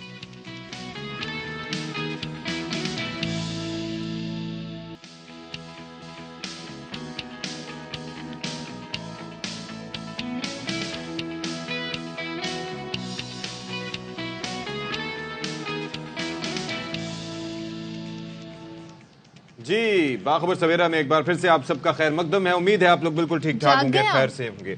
अच्छा, मैं जागा हुआ था, मैं आप सबको एक थोड़ा सा जोर का झटका हाई जोरों से लगा, तो बेसिकली मैं शॉक देने की कोशिश कर रहा था। सदफ, मैं आजकल बड़ा परेशान हूँ। जो आपको पता है कि चीं चीं चीं वैसे किसी को भी नहीं पसंद होती, इंसान की हो या चीज़ों की। तो मेरी गाड़ी के थोड़े मसाइल थे, तो आपको पता है कि अभी शुरू होने से पहले भी मैं वो डिस्कस कर रहा था। आप डिस्कस कर रहे थे, गाड़ी स्टार्ट हो और उसमें से चीं चीं चीं की आवाज़ आए, तो उसके अंदर मैं डिस्कस कर रहा था कि क्या ये जो है वो कौन सी सर्पेंटाइन बेल्ट की आवाज़ है, ये फैन बेल्ट की आवाज़ है, इससे परेशान है। ऑल्टरनेट। मैं आपको बताती हूँ, मैं सुबह उठी, मैंने अपना मोबाइल चेक किया, एज यूजुअल मैं ट्विटर पे गई जहाँ पे एक ब्लू कलर की बर्ड बनी हुई होती है, प्यारी सी बर्ड, वो बर्ड चली गई, वहाँ पर एक्स लिखा हुआ है, आप चेक करें। हाँ, मुझे लगा कि शायद कि मैं किसी ऐप जो है कोई डिफरेंट ऐप है, ये एक्स ऐसे ब्लैक कलर के क्यों लिखा हुआ है, लेकिन जनाब वहाँ तो ट्विटर जी चेंज ही हो गया है। अब I am an old soul, मुझे तो वो बर्ड बहुत ही अच्छी लगती थी। लेकिन जरा सी थोड़ी सी आपको बता दें कि अब जो एलॉन मस्क है जिन्होंने एक ट्विटर खरीदा था, वो ये कहते हैं जी कि अब इसके जरिए हमने लोगों के लिए जो सारिफीन यूज करते हैं ट्विटर को, उनके लिए आमदनी का उसूल आसान बना दिया है। कैसे? अब जी एक्स, अब इसे ट्विटर नहीं कह रहे, वो एक्स के जो एड होंगे, रेवेन्यू शेयरिंग प्रोग्राम का ऐलान वो जुलाई के शुरू में उन्होंने किया था, अब उसे पूरी दुनिया के लिए सार्फिन के लिए मुतारिफ करा दिया। अच्छा, कुछ शराइत हैं जैसे कि यूट्यूब के लिए होती हैं, वो ये कह रहे हैं इस प्रोग्राम में अगर आप शामिल होना चाहते हैं तो जिनके पास ट्विटर ब्लू का जो टिक है ना, सब्सक्रिप्शन है, गुज़िश्ता 3 माह के दौरान पोस्ट पर 1.5 करोड़ इम्प्रेशन होने चाहिए और कम से कम 500 फॉलोवर्स हो, तो फिर आप कमाना शुरू कम से कम कितने?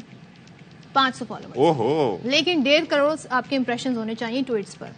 लो, अब वो कहाँ से लाएं? वो आप चेक करें, अपनी बॉट्स को हायर करें इस चक्कर में। अच्छा, एक चीज मैं ये कह रहा था कि ये यहाँ पर तो है ना, ये सदफ, ये देखिए नहीं, ये मैं आपको दिखाती हूँ, मेरे मोबाइल या तो पता नहीं अपडेट कर लिया होगा आपने। नहीं, मैंने अपडेट नहीं किया, बट समहाउ मैंने ऑटो अपडेट पे लगा दिया। ओके, अच्छा, मेरे पास नहीं आया अभी, मैंने आई हैव टू मतलब अपडेट। मैं थोड़ी देर को सरप्राइज हो गई कि कहाँ चला गया। ये देखें जी, एक्स लिखा हुआ है। बड़ा मसला है जी, टॉप स्टोरी।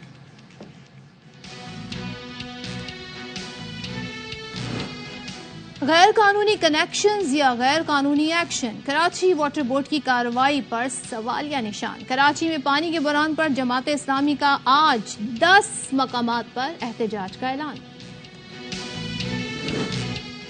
सिंध के कच्चे के इलाकों में पक्का अमन कब आएगा? डाकुओं के खिलाफ फैसला कुन एक्शन के लिए सफबंदी।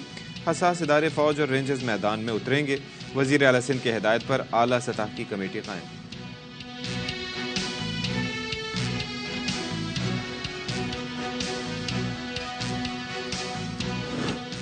اور پاکستان اسٹریٹ چائلڈ فٹ بال ٹیم کی ناروے کپ میں پہلی کامیابی، فرگوسن کلب کے خلاف 11 گول کر دیے۔ قومی ٹیم کا اگلا میچ آج ہوگا۔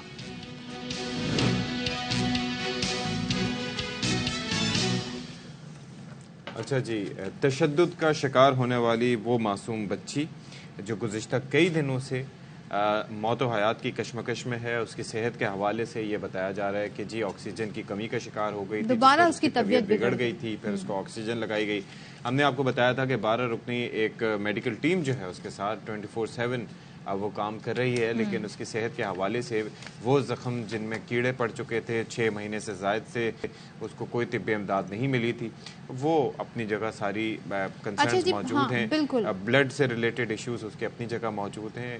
اتنا تشدد کیسے اس نے برداشت کر لیا؟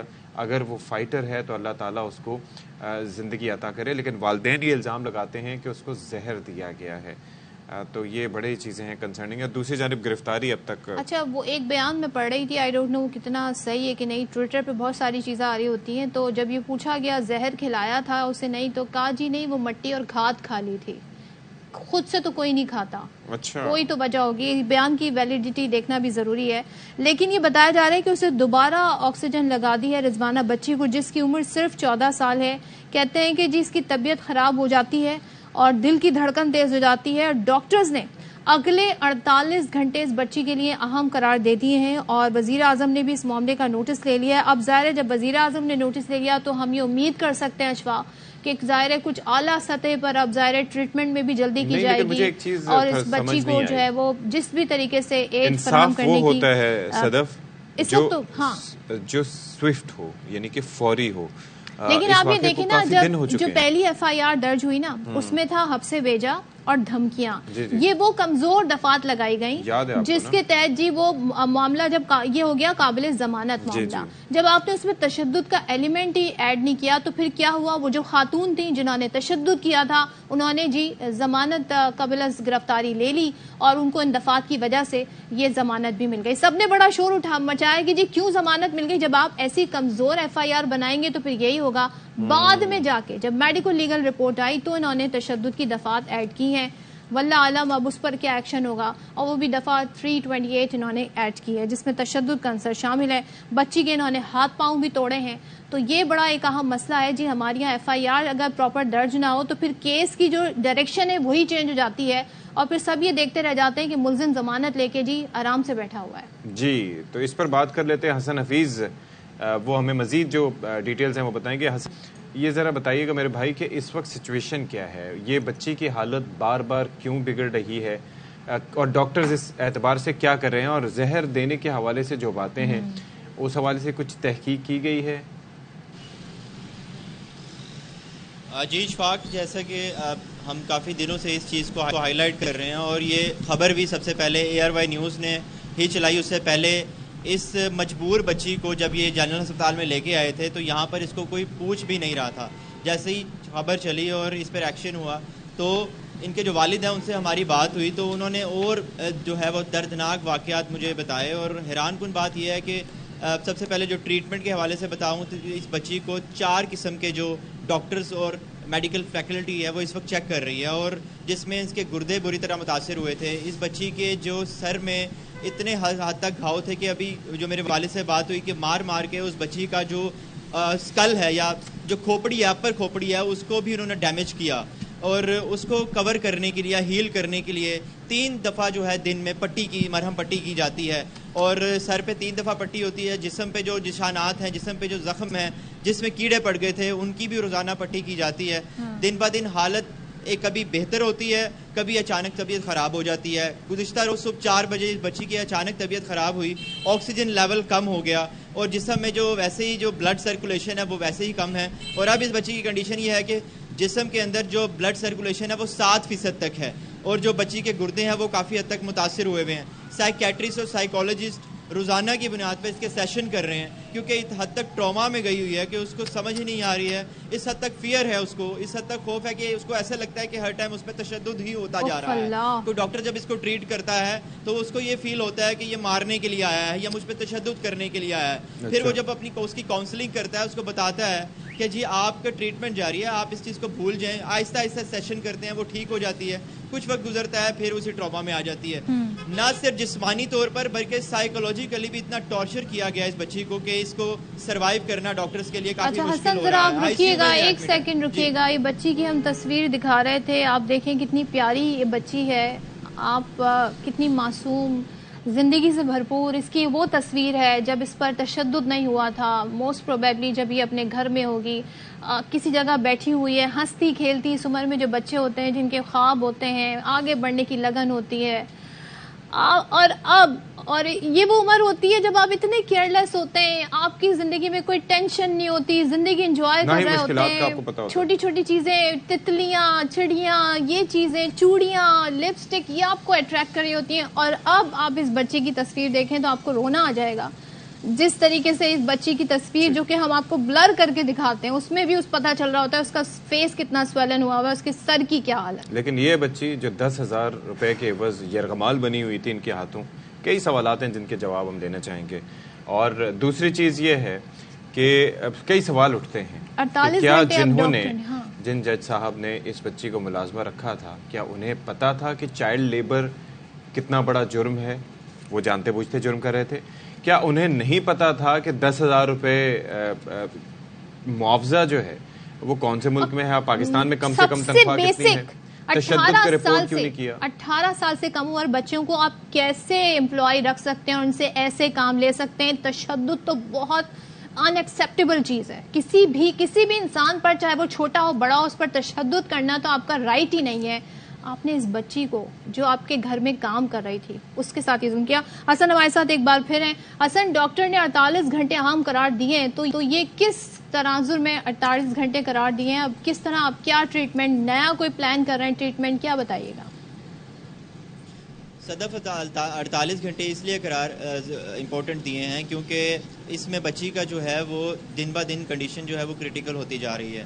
بہت کوشش کی جا رہی ہے کہ اس بچی کی جان بچائی جا سکے, کیونکہ نہ صرف ایک بہت برے طریقے سے اس کو ٹارچر کیا گیا, اس کو کور کرنے کی کوشش کرتے ہیں. تو ڈاکٹرز انٹرنلی جو ہے وہ یہ بھی دیکھتے ہیں کہ اس بچی یہ انٹرنلی بہت زیادہ ڈیمیج ہوئی ہوئی ہے.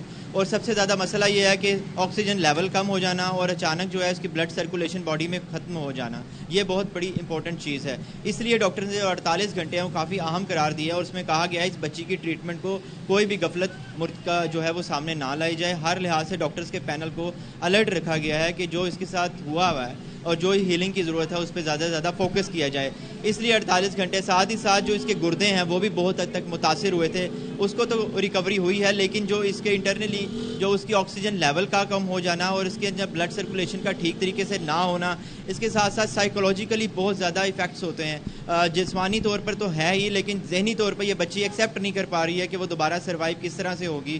اس لیے 48 گھنٹے کافی عام قرار دیے ہیں کہ آئندہ اس کا ٹریٹمنٹ زیادہ رکھا جائے اور اس کو اکیلا نہ چھوڑا جائے. جیسے ہی آئی سی یو کی سچویشن, تو آپ کو جیسے پتہ ہے کہ کوئی بھی پیشنٹ وہاں پہ سب جو ہے وہ اٹینڈنٹس کو بیٹھنے نہیں دیتے تھے. اور اس بچی کے لیے اس کو اسپیشل یہ کہا گیا کہ ماں اس کے ساتھ رہے, جو اس کی کاؤنسلنگ کرتی رہے, اس کو بتاتی رہے کہ وہ اس کے ساتھ ہے. اس کو صرف اپنی ماں کا اور باپ کے پاس ہونے کا احساس ہوتا ہے, ادروائز کوئی بھی آتا ہے تو وہ بہت زیادہ ٹینس ہو جاتی ہے, پریشان ہو جاتی ہے اور گھبرا جاتی ہے کہ یہ تشدد کا جو واقعہ ہوا اس کے ساتھ, تو اس کے مائنڈ میں پیوست ہو چکا ہے, وہ نکالنا بہت مشکل ہوا. اچھا حسن ساتھ ہی رہے گا. ہمیں جوائن کیا ہے پرنسپل جنرل اسپتال پروفیسر سعدال الفرید ظفر صاحب نے, اور آپ اسی ہسپتال میں بچی زیر علاج ہے, تو ان سے بھی ہم صورتحال جان لیتے ہیں.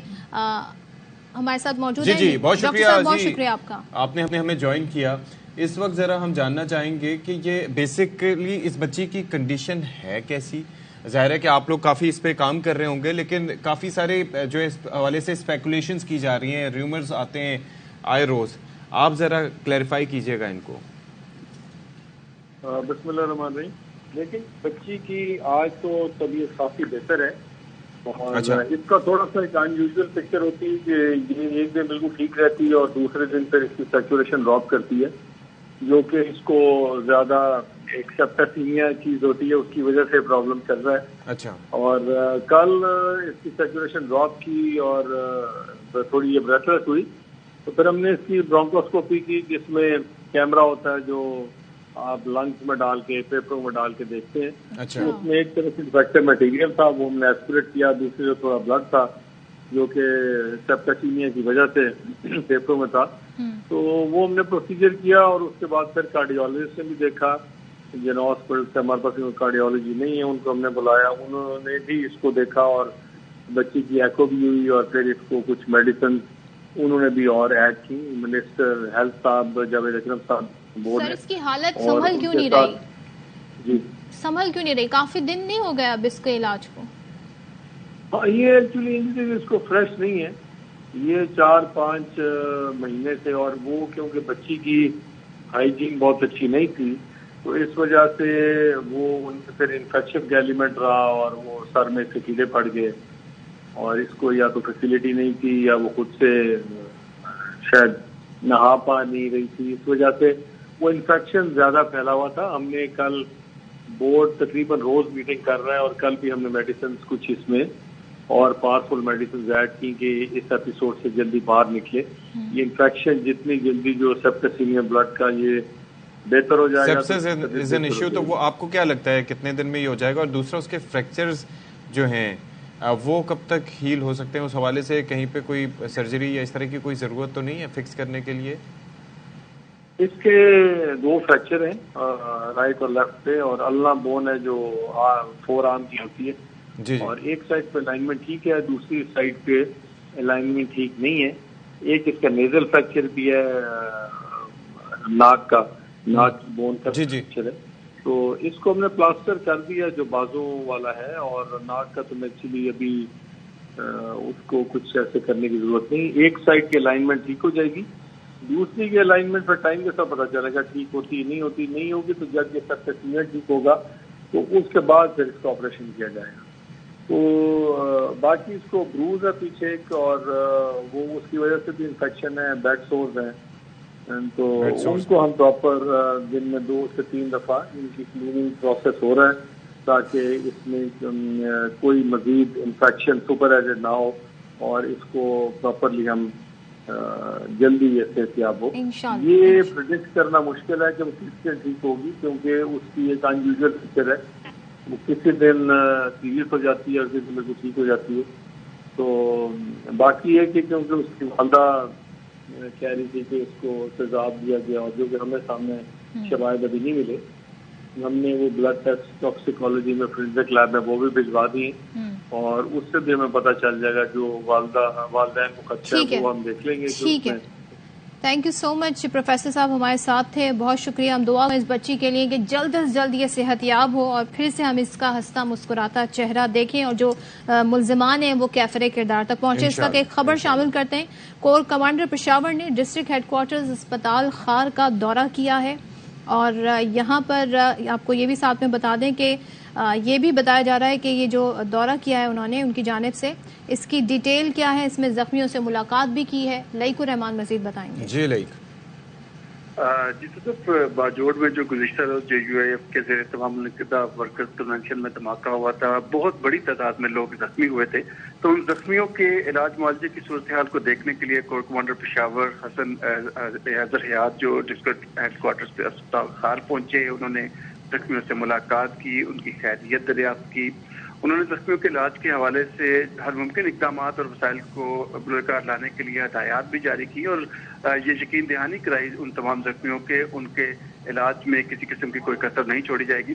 یہ بھی بتا دوں کہ بعد ازاں کور کمانڈر نے باجوڑ میں شہداء کے لواحقین سے بھی ملاقات کی ہے، دھماکے کے شہداء کے لیے دعا بھی کی اور لواحقین کے بلند حوصلوں کو بھی سراہا اور ساتھ ہی انہوں نے ہر ممکن طور پر دہشت گردی کے خاتمے کے لیے جو اقدامات کیے جا رہے ہیں ان کو مزید تیز کرنے کے لیے بھی یقین دہانی کرائی ہے. ٹھیک ہے جی، بہت شکریہ آپ کا لئیک الرحمان تفصیلات کے لیے. اچھا جی، ایک اور خبر شامل کرتے ہیں یہاں پر کہ باجوڑ دھماکے کی FIR تھانہ CTD باجوڑ میں درج کر لی گئی ہے. مقدمہ SHO خار کی مدعیت میں نامعلوم حملہ آور کے خلاف درج کیا گیا ہے. اس میں دہشت گردی، قتل، اقدام قتل اور دیگر دفعات شامل ہیں. عدنان طارق سے ڈیٹیل جان لیتے ہیں، بتائیے گا اس مقدمے سے متعلق. عدنان جی بالکل، گزشتہ روز ہونے والے افسوسناک واقعے باجوڑ میں دہشت گردی کے واقعے کا مقدمہ جو ہے وہ کاؤنٹر ٹیررزم ڈپارٹمنٹ باجوڑ میں درج کر لیا گیا ہے. جو دہشت گردی کی دفعات کے تحت درج مقدمہ نامعلوم حملہ آور کے کو نامزد کیا گیا ہے. دھماکے میں دہشت گردی، اقدام قتل اور دیگر دفعات جو ہے شامل کی گئی ہے. دھماکے کے حوالے سے کاؤنٹر ٹیررزم ڈپارٹمنٹ مقامی پولیس کی انویسٹیگیشن ٹیمیں جو ہیں انہوں نے جائے وقوع کا دورہ کیا، وہاں پر جو ہے زخمیوں کے بیانات قلم بند کیا اور جتنی موبائل فوٹیجز تھی ان کو بھی جو ہے وہ اس کے حوالے سے بھی انویسٹیگیشن میں شامل کیا گیا.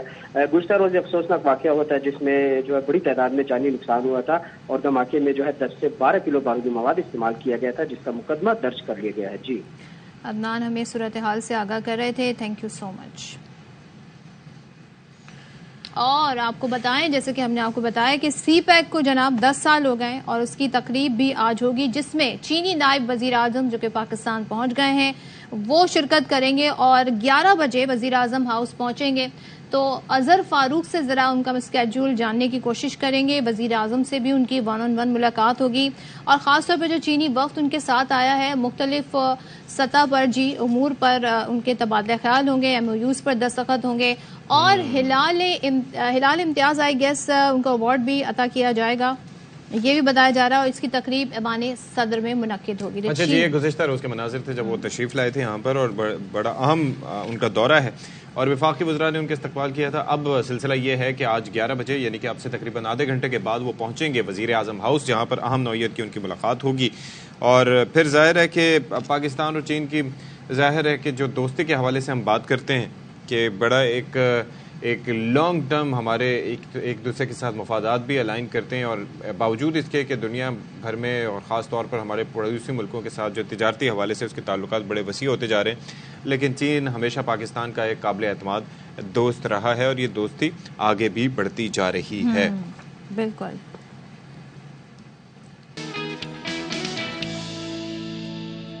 سو ویلکم بیک ونس اگین. اور بریک پر جانے سے پہلے ہم بات کر رہے تھے سونی ماہیوال کا جو تھیٹر پلے ہے اس کو بڑے ڈفرینٹ انداز میں پیش کر رہے ہیں اور وہ ٹیم ہمارے ساتھ موجود ہے. اس کے ڈائریکٹر ہیں علی شاہین بن سہیل اور وجاہت کاشف صاحب، علی شان بن سہیل اور ہمارے ساتھ وجاہت کاشف اور ان کی ٹیم بھی موجود ہے. Thank you so much Ali Shan for joining us in the morning show اور باخبر سویرا میں خوش آمدید. اب بتائیے گا جی، یہ تو بڑا ڈفرینٹ ہمیں لگ رہا ہے اور آپ کی ٹیم کا پہلے انٹروڈکشن کیجیے گا، کون کون آپ کے ساتھ ہے؟ جی ہمارے ساتھ ہماری پلے کی رائٹر یسرا عرفان اور ہماری lead actress and we have Wajahat Kashif who's our lead actor اور ہمارے میوزک کمپوزر بھی. And thank you so much for having us. یہ ہمارے لیے بڑے اعزاز کی بات ہے. اچھا دوسرا ہمارا جو پلے ہے سونی مہیوال وہ بڑا ڈفرنٹ ٹیک ہے آن دا کلاسک اور ہم نے جو اس کی سیٹنگ ہے وہ پچھلے سال جو فلڈز آئے تھے پاکستان میں یہ اس کی سیٹنگ پہ بیسڈ ہے. اچھا تو بیسکلی یہ کس طریقے سے یہ فیوژن آپ نے کس طرح سے کیا ہے؟ بیکاز ایک تو فلڈز نے ہمیں جتنی بری طرح متاثر کیا، 3.5 کروڑ لوگ ہمارے بے گھر ہو گئے، تو اس کو اس کہانی میں کس طرح سے انکارپوریٹ کیا آپ نے؟ اگر آپ سسپینس رکھنا چاہتے ہیں تو رکھ لیں لیکن تھوڑا بہت ہمیں آئیڈیا دے سکتے ہیں. جی سو ہمارا مقصد تھا کہ تھیٹر کو فیملیز کے لیے واپس ایکسیسیبل کرنا، کہ families bringing families back to the theatre. تو اس کے لیے ہم نے کہا کہ ہمارے جو کلاسکس ہے ہم نے ان کو ماڈرن اور کنٹمپرری ٹچ دینا ہے تاکہ ساری آج کی آڈینس اور آج کی ینگر جنریشن اس کے ساتھ ریلیٹ کر سکے. اچھا تو ہم نے through music, through dance, through shadow sequences اور بڑے سرپرائزز ہمارے پلے میں ہم نے کہا کہ ہم ایک نیا پرسپیکٹو آن سونی مہیوال آپ کے لیے لے کر آئے. That's great. تو وجاہت is there with the guitar as well. تو آپ تھوڑا سا ہمیں کوئی میوزک ہے اگر آپ سنانا چاہیں، کچھ دکھانا چاہیں، بتانا چاہیں. جی سو ہمارے ساتھ وجاہت ہے، جو وجاہت ایک آپ کو اوریجنل پیس سنائے گئے. ہمارے we have written 3 original songs for the play. ہمارے 3 اوریجنل سانگس ہیں، اس میں سے ایک وجاہت آپ کو سنائیں گے. شور اس دریا دے پار چنا تو ہی دسدار نائے پانی دا بھروسہ کوئی نہیں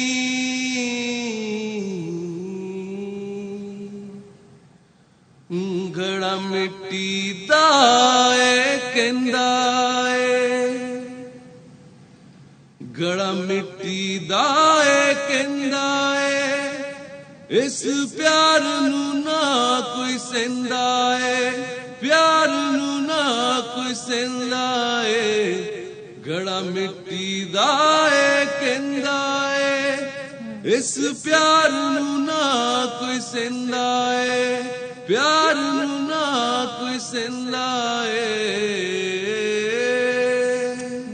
जबरदस्त जबरदस्त वजाहत. युसरा आपकी तरफ आती हूँ, आप बताइएगा आपके लिए क्या डिफरेंट है इसमें, और ज़ाहिर है जब आपको अप्रोच किया गया होगा तो आपके जहन में एक डिफरेंट सोनी माहिवाल है, क्या ये उससे रिलेट करती है या उससे बहुत डिफरेंट है स्टोरी? अच्छा, द थिंग इज कि मैं इस प्ले की राइटर हूँ, तो जो प्ले से ऑब्वियसली सोनी माहिवाल एक बहुत कन्वेंशनल स्टोरी है जो कि हम सुनते आ रहे हैं फ्रॉम डेकेड्स, राइट? और अब आजकल की जनरेशन के लिए, जैसे जो मेरे जितने लोग हैं, वजाहत जितने लोग हैं, हम सब ये स्टोरीज पे एक मॉडर्न टेक, एक दूसरे लेंस से देखना, I think we would love to C shows in this way. तो इसीलिए फिर मुझे लगा कि जब हम सोनी माहिवाल को जब ये पिछले साल फ्लड्स आए थे तो आई थिंक पूरे कौम ने उसको बहुत डीप तरीके से महसूस किया था. हम सब ने, हमने जो कर सकते थे, जितना हमारी फुकत में था, हमने किया. और आर्ट आई थिंक सबसे पावरफुल फॉर्म है एक्सप्रेस करने की और लोगों तक एक पैगाम पहुंचाने की. तो आई थिंक थिएटर के थ्रू, और वो भी एक ऐसी स्टोरी के थ्रू जो कि सोनी माहिवाल है, उसके थ्रू आप जब अपनी ऑडियंसेस से कनेक्ट करते हो तो आप एक ज्यादा डीप रूटेड कनेक्शन और अपना मैसेज बेहतर तरीके से इनकम. और दूसरा ये है कि इसमें लर्निंग कर्व आपका होता है. एक चीज मुझे ये बताइएगा कि एक तो लोगों को अट्रैक्ट करना, जो हमारे हालात हैं मौजूदा उनको मद्देनजर रखते हुए, और दूसरा ये भी ख्याल रखना कि आप उस पुरानी कहानी से डिविएट भी इतना ज्यादा ना हो जाएं, यानी कि जो कुछ भी हो, एंटरटेनमेंट का फैक्टर भी हो, जो कुछ भी हो बेर मिनिमम हो. तो वो कितना मुश्किल था युसरा? जी, काफी मुश्किल था, क्योंकि हमारा ये मानना है कि जब भी कोई स्टोरी या स्क्रिप्ट हमारे पास आए और जब हमारे हाथों से गुजरे तो हमने कुछ कंट्रीब्यूट किया हो उसकी एवोल्यूशन, उसकी ग्रोथ की तरफ. और स्पेशली जब फ्लड्स जब आए तब हमारे दिमाग में था कि यार we need to do a play जिसमें एक सोशल मैसेज भी हो, और सोशल मैसेज के साथ साथ क्या इम्पैक्ट होता है आम मरा लोगों की जिंदगी पे और लव स्टोरीज पे. और हमें ये लगता है कि जैसे ये स्टोरीज जो कब से चल रही हैं ये रिपीट होती जा रही हैं, even in our generation, even in our times, बस इनके नाम चेंज हो गए हैं, अभी भी वही चीजें साथ साथ हो रही हैं. तो युसरा, आप तो मेन लीड भी हैं इसमें, आप राइटर भी हैं, तो ये जो कॉम्बिनेशन है बड़ा ज़बरदस्त होगा, बिकॉज आपने जो लिखा है उसको आपने बड़ा परफॉर्म करते हुए बड़ा उसको आप फील भी कर सकती हैं. So would you like to share something जो आपका पसंदीदा कोई सीन हो जिसमें आपको लगे कि बहुत आपने अपने जो कहते हैं ना स्क्रिप्ट से भी बड़ा जस्टिस करने की कोशिश की हो? ज़ाहिर है यही एक बैटल होती है एक आर्टिस्ट की. बिल्कुल बिल्कुल बिल्कुल. तो अब मैं आपको ऐसा करती हूँ कि फिर वैसे तो हम ज्यादा स्पॉयलर्स दे नहीं सकते, बिकॉज जो है जाहिर है फिर प्ले पूरा अगर अभी दिखा दिया तो बाद में क्या दिखाएंगे. लेकिन of course I can perform a line for you, एक प्ले प्ले का एक छोटी सी हिस्सा. ठीक है, हम पॉपकॉर्न मंगवा लेते हैं. It goes something like, okay, बिल्कुल. सो हमारी प्ले की एक लाइन है, इट गोज समथिंग लाइक, उठ तानू माहीवाल एक सोनी नहीं डुब्बी इत्थे, असी कई लाल गवा बैठे हैं, चढ़दे चन पुजा बैठे हैं, किनिया सोनिया किनिया हीरा, किनिया मावा ते किनिया तियां, अखां दे विच हंजू लैके, दिल विच दर्द जुदाई दा, मुड़ आन हासे जावन वाले, खिल आन फुल मुरझावन वाले, पानी दा रंग ता बिंदाए ते इश्क हजे भी जिंदा है. ये एक लाइन थी. क्या बात है, ब्यूटीफुल ब्यूटीफुल. अच्छा जी, एक और चीज, ये लाहौर और दुबई में आप लोग ये पेश करने जा रहे हैं और डेट्स जाहिर है कि हम मेंशन इस हवाले से कर चुके हैं. तो ये हमें बताइएगा कि किसका आपको ताउन इसमें हासिल रहा, बिकॉज जाहिर है कि लोगों को अट्रैक्ट करना, इसको अरेंज करना, और ख़ासतौर पर लाहौर में, क्योंकि वहाँ पर थिएटर के हवाले से एक अलग ही जो एक इम्प्रेशन लोगों का आता है जब भी थिएटर का नाम इससे पहले सुनते रहे. अली, अच्छा, आई थिंक ये सवाल आपसे एड्रेस्ड है कि जो है आप लाहौर में कितना मुश्किल है थिएटर को जी, सो लाहौर का जो थिएटर सर्किट है वो काफ़ी अब आहिस्ता it's been reviving, it's been coming back. हमें काफ़ी ज़्यादा यहाँ नए थिएटर्स खुले हैं, नए ग्रुप्स आए हैं जिन्होंने परफॉर्म करना शुरू किया है. उसमें द कॉलोनी एक जगह है जहाँ हमारा प्ले 5 और 6 अगस्त को गुरु मांगट रोड गुलबर्ग लाहौर में हो रहा है, और दुबई में इंशाल्लाह हम इसको लेके जाएंगे. द जंक्शन वहाँ एक थिएटर है. वो सारे बहुत सपोर्टिव रहे हैं एंड हमें जो कॉर्पोरेट एंटिटीज़ हैं उन्होंने बड़ा सपोर्ट किया है. इधर मैं खास शुक्रिया करना चाहूँगा सीरीन एयर का, जो हमारे ट्रैवल पार्टनर भी है, जिन्होंने हमें आर्ट्स को स्पॉन्सर किया, आर्ट्स को सपोर्ट किया, और दे मेड श्योर कि यार पाकिस्तानी प्लेज इंटरनेशनल जाएं. और यूसीएल का, क्योंकि यूसीएल ने हमें बहुत सपोर्ट किया, हमें रिहर्सल स्पेस दी, हमें लॉजिस्टिक्स के साथ प्रोवाइड किया. तो a group of corporations and like minded individuals और ये सारे थिएटर फैंस और फैनेटिक्स जो है इन्होंने मिल के एकदम से देव सपोर्टेड द थिएटर सीन, और उससे हम उभर के इंशाल्लाह बेहतर क्वालिटी कंटेंट, ओरिजिनल कंटेंट निकालेंगे जो कि हमारे थिएटर के लिए, हमारी लिटरेचर के फ्यूचर के लिए बहुत जरूरी है. जी, तो दुबई के लिए हम कनेक्टेड हुए through our producer who is a great person who is been really supportive, Asad Raza Khan, who is a Pakistani based in Dubai. He's been in films, he's been in theater, he's really active in the Middle East scene. He scouted us and then he connected us with the Junction.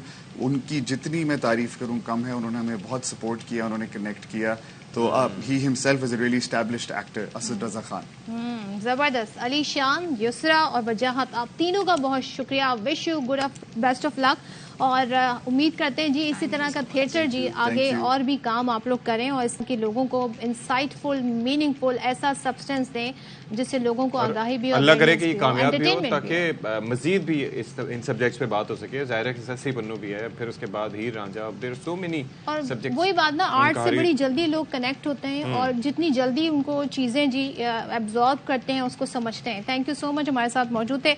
अब एक और जबरदस्त खबर आपको बताते हैं, वो है जी Pakistan street children football team का नॉर्वे में शानदार आगाज हो गया है. और ये नॉर्वे कप है. पहले ही मैच में गोल्स की बारिश कर दी है, और फ्रैग ओस्लो क्लब को एक के मुकाबले में 2 नहीं, 3 नहीं, 4 नहीं, 5 नहीं, 11 गोल दाग कर चारों शाने चित कर दिया है.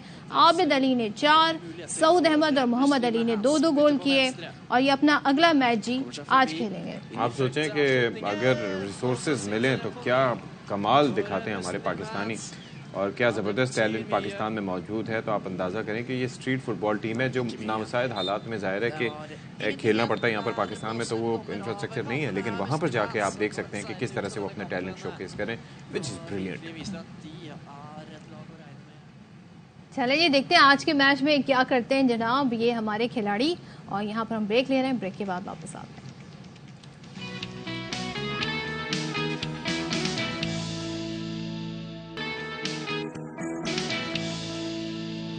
जी, अब तस्करा कच्चे के पक्के डाकुओं का और उनके खिलाफ पक्के ऑपरेशन की ख्वाहिश का. जी सदफ, क्यों नहीं हो रहा? मतलब it's such a recurring feature in our show.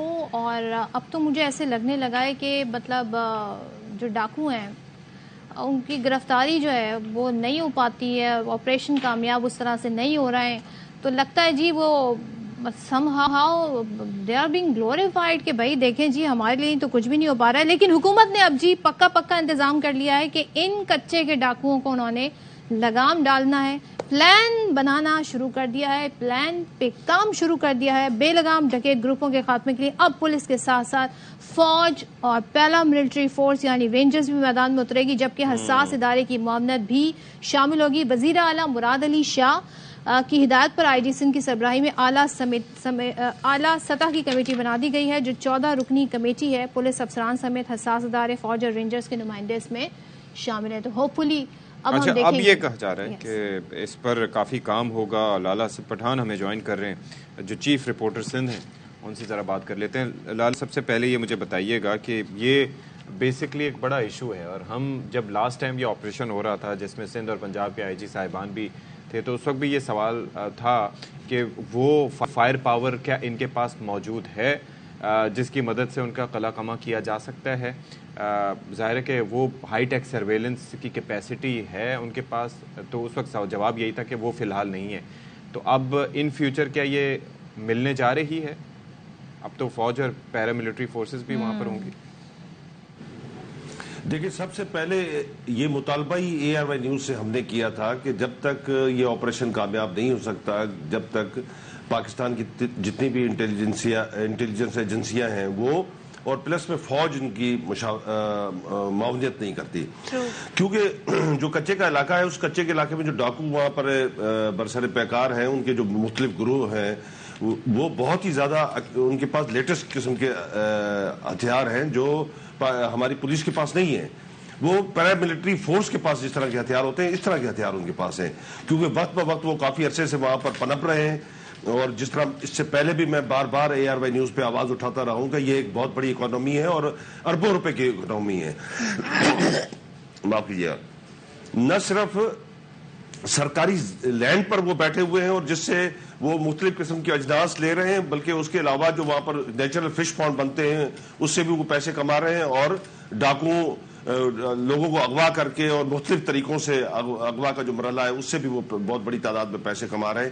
تو وہ بہت زیادہ وہاں پر منظم ہے اور ویل اکوپمنٹ ہے، اور ان کے پاس ویل کنیکٹنگ بھی ہے، کیونکہ باہر کی جو ہے وہ لوگ بھی ان کے ساتھ شامل ہیں، جس میں پولیٹیشین بھی ہیں، جس میں بیوروکریسی بھی ہے، جس میں پولیس کے افسران بھی شامل ہیں جو ان کو سپورٹ کرتے ہیں پیسوں کی لالچ میں. تو اب اگر جو فیصلہ ہوا ہے وہ دیر آئے درست آئے، بالکل صحیح فیصلہ ہوا ہے، اور انشاءاللہ اسی فیصلے کے تحت ان کا کلا کما ہوگا، اور بہت بڑی تعداد میں یہ گرفتاریاں دیکھیے گا آپ کچھ ہی عرصے میں یہ گرفتاریاں پیش کریں گے خود بخود ہی، سرنڈر کریں گے فوج کے سامنے، اور کچھ مارے جائیں گے جو سرنڈر نہیں کریں گے. تو یہ پورے کا پورا جو یہاں پر ایک کینسر پھیلا ہوا تھا سندھ کے اس علاقے میں، اور جو ڈسٹرب کر رہا تھا پنجاب کو، سندھ کو، بلوچستان کو، KP کو، پورے پاکستان کو ڈسٹرب کر رہا تھا، انشاءاللہ اس کا خاتمہ ہوگا. اگرچہ یہ فیصلہ ان کے ہوا ہے جرائم اور کی اس تو پہ ایک عمل لمبی ہوگا فہرست ہے لالا، یہ تو ایک بات برائے تاوان اور کیا کیا کچھ نہیں کر رہے تھے. ذرا یہ بتائیے گا، اب ظاہر پلان نیا ترتیب دیا گیا ہے، اب حساس اداروں کی مدد بھی شامل ہوگی، فوج پیراملٹری فورس کی مدد بھی شامل ہوگی. تو یہ بتائیں ابھی تک جو ہمارے سامنے، اب جب ہم ایک نیکسٹ فیز میں جا رہے ہیں، اس وقت ہمارے سامنے کیا پکچر ہے؟ کتنے علاقے کلیئر ہو چکے ہیں؟ کہاں کہاں پر زیادہ مشکلات ہیں؟ یہ آئیڈینٹیفائی ہو گیا ہے؟ دیکھیں شکارپور سے ٹوورڈز آپ گھوٹکی تک، بلکہ گھوٹکی سے آگے رحیم یار خان تک چلے جائیں تو یہ سیف ہیون ہے تمام ڈکیٹس کے لیے، کرمنلز کے لیے جو اندر کچے کے علاقے میں رہتے ہیں. اور مختلف قسم کے گروہ ہیں، کچھ سندھ میں آپریٹ کرتے ہیں، کچھ پنجاب میں آپریٹ کرتے ہیں. جب پنجاب میں آپریشن ہوتا ہے تو وہ سندھ میں آ جاتے ہیں، پھر یہاں پر وہ مشترکہ طور پر لڑ رہے ہوتے ہیں، کیونکہ پنجاب پولیس جو ہے وہ زیادہ وسائل ان کے پاس ہے، زیادہ بہتر ہتھیار ان کے پاس ہے، اور کسی نہ کسی صورت میں ان کو رینجرز یا فوج سپورٹ کر رہی ہوتی ہے. سندھ میں ابھی تک اس طرح کا آپریشن جو ہے وہ 92 میں ہوا تھا. 92 کے بعد یہاں پر ایسا کوئی بھی آپریشن نہیں ہوا جس میں فوج نے براہ راست جو ہے وہ پولیس کو سپورٹ کیا ہو. اب یہ بہت اچھا فیصلہ ہوا ہے، اس کے تحت کام ہوگا. اب وہاں پر جس طرح SSP کشمور نے کچھ دن پہلے، 2 دن یا 3 دن پہلے کوئی 5-6 ڈاکو وہاں پر ہلاک کیے، وہ بھی ان کی ذاتی حکمت عملی تھی. یعنی ذاتی حکمت عملی، انہوں نے اپنے مخبر اندر بھیجے، مخبروں کے ذریعے چیزوں کو مینج کیا اور بعد میں ان کو مار دیا. براہ راست پولیس اندر جا کر کسی بھی ڈاکو کو اس طرح ہٹ نہیں کر سکتی جس طرح انہوں نے 7-8 ڈاکو مارے تھے. تو یہ ذاتی حکمت عملی اور مخبری کی بنیاد پر مینج کر کے چیزیں ممکن ہو سکتی ہے، مگر ویسے پولیس اندر نہیں کر سکتی بغیر فوج کے اور بہت بڑے ہیوج آپریشن کے سوا. اچھا ایک اور چیز لالا، ہم ملک بھر میں جب بات کرتے ہیں نا کسی بھی آپریشن کا تو ہم یہ تذکرہ کرتے ہیں کہ یہ جو آپ کے جو فیسیلیٹیٹرز ہیں نا ان کے خلاف کارروائی ہونی چاہیے، کیونکہ ظاہر ہے کہ فنڈز کہیں سے آتے ہیں اور اس کے بہت سے طریقے ہیں، لیکن کچھ لوگ ہوتے ہیں جو آپ کو سپورٹ کرتے ہیں اس سارے معاملے میں. ایسا نہیں ہو سکتا کہ یہ ڈاکو جو کچے کے ہیں بغیر کسی کی پشت پناہی کے یہاں پر ایکٹیو ہوں. یہ ان لوگوں کے خلاف کارروائی کیسے ہو سکتی ہے؟ اچھا لالا، آپ کو میں یہاں پہ روکوں گی. اس وقت ہمیں وزیر اطلاعات سندھ شرجیل انعام میمن نے جنگ کیا ہے، ہمارے ساتھ ہیں. شرجیل صاحب بہت شکریہ. یہ بتائیے گا نئی حکمت عملی کے ساتھ اب ان ڈاکوؤں کا مقابلہ ہوگا، تھوڑا سا ذرا ہمیں گائیڈ کیجیے گا کیا تبدیلیاں اس میں کی گئی ہیں؟ بسم اللہ الرحمن الرحیم. شکریہ جی. دیکھیں جی، گورنمنٹ کی ہمیشہ پرائرٹی یہ رہی ہے کہ لا اینڈ آرڈر کو مینٹین کیا جائے. اگر پریویسلی کمپیریزن کیے جائیں تو جب پیپلز پارٹی حکومت نہیں تھی تب سندھ بھر میں چاہے لوور سندھ ہو یا اپر سندھ ہو وہاں پہ کانوائز لگتے تھے ٹول پلازاز پر اور ہائی ویز پر، کہ انفیکٹ بسز یا گاڑیاں بھی کانوائز میں جاتی تھی. پھر ڈیفینیٹلی گورنمنٹ نے بڑی کوششیں کی. اب یہ جو کچے کا علاقہ ہے اس میں ڈیفینیٹلی اس میں کچھ ایریاز جو ہیں وہ ٹرائبل ایریاز بھی ہیں، اور ساتھ ساتھ جو وہاں پہ ڈاکو ہیں ان کے پاس جدید ہتھیار ہیں. ان ہتھیار میں دیو گاٹ راکٹ لانچرز اور وہ اینٹی ایئر کرافٹ گنز، یہ سارے اس طرح کے ہیوی جو ہے وہ ویپنز ان کے پاس ہیں.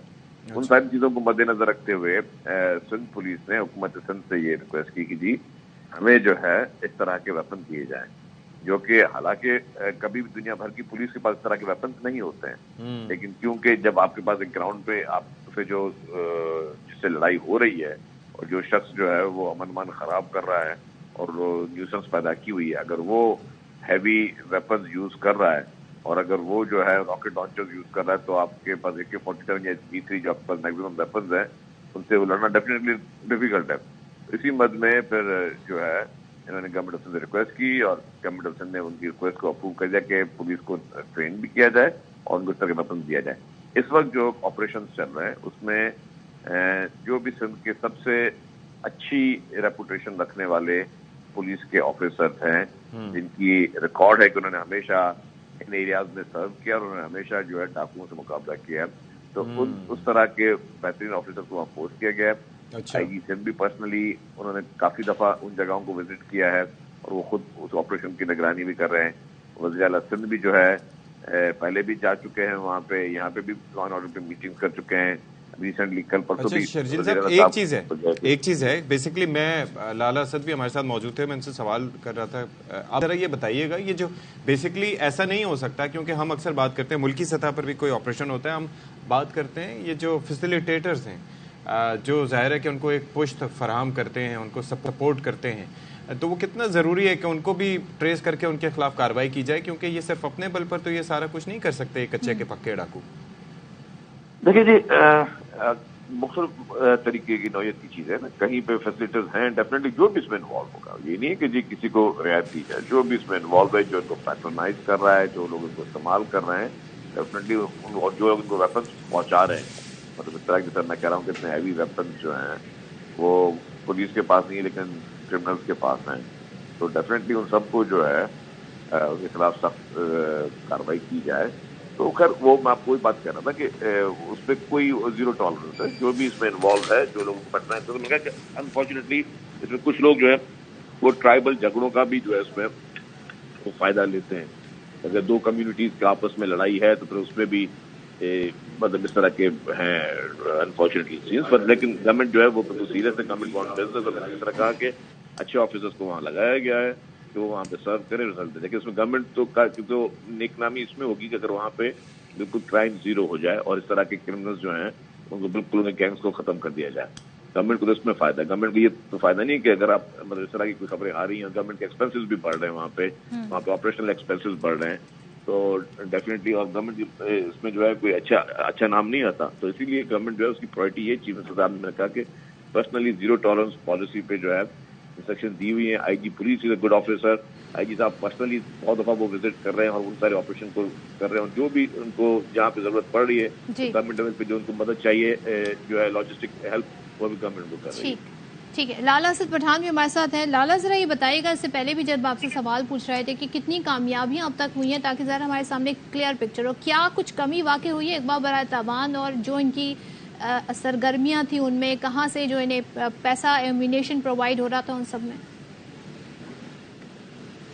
دیکھیں جی میں پہلے بھی یہ آواز اٹھاتا رہا ہوں کہ اس میں کوئی بھی کمی پیدا نہیں ہوئی ہے. اس کی وجہ یہ ہے کہ بلوچستان سے ان کو اسلحہ ملتا ہے، کے پی سے ان کو اسلحہ ملتا ہے، بآسانی ملتا ہے، اور سمگلر لاتے ہیں اور ان کو پرووائڈ کرتے ہیں، اور جدید ترین اسلحہ اس وقت جو ہے وہ ڈاکوؤں کے پاس موجود ہے.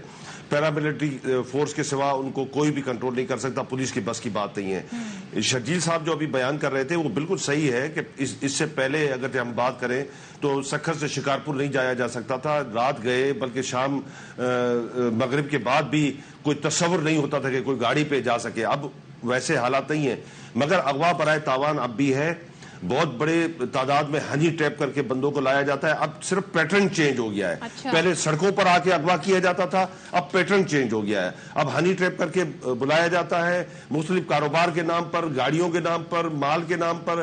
مال مینس بکریاں, بھینسیں, ان کے بہت اچھا سوشل میڈیا پہ ان کا نیٹ ورک ہے, اس پہ وہ تصاویر ڈالتے ہیں. لوگ بھولے بھالے ہیں, وہ اس پہ کم قیمت دے کر مطلب ملٹیپل ڈائریکشنز ہیں جس میں کام کرنا ہوگا تو ہی ہم ان کچے کے ڈاکوؤں پہ پکے طریقے سے لگام ڈال سکتے ہیں. تھینک یو سو مچ شرجیل انعام میمن صاحب ہمارے ساتھ تھے اور لالا اسد پٹھان ہمارے ساتھ تھے. Lala is very vocal, is been very vocal, اور وہ ہمیشہ سے یہ بتاتے رہتے ہیں کہ کہاں کیا ایشوز ہیں.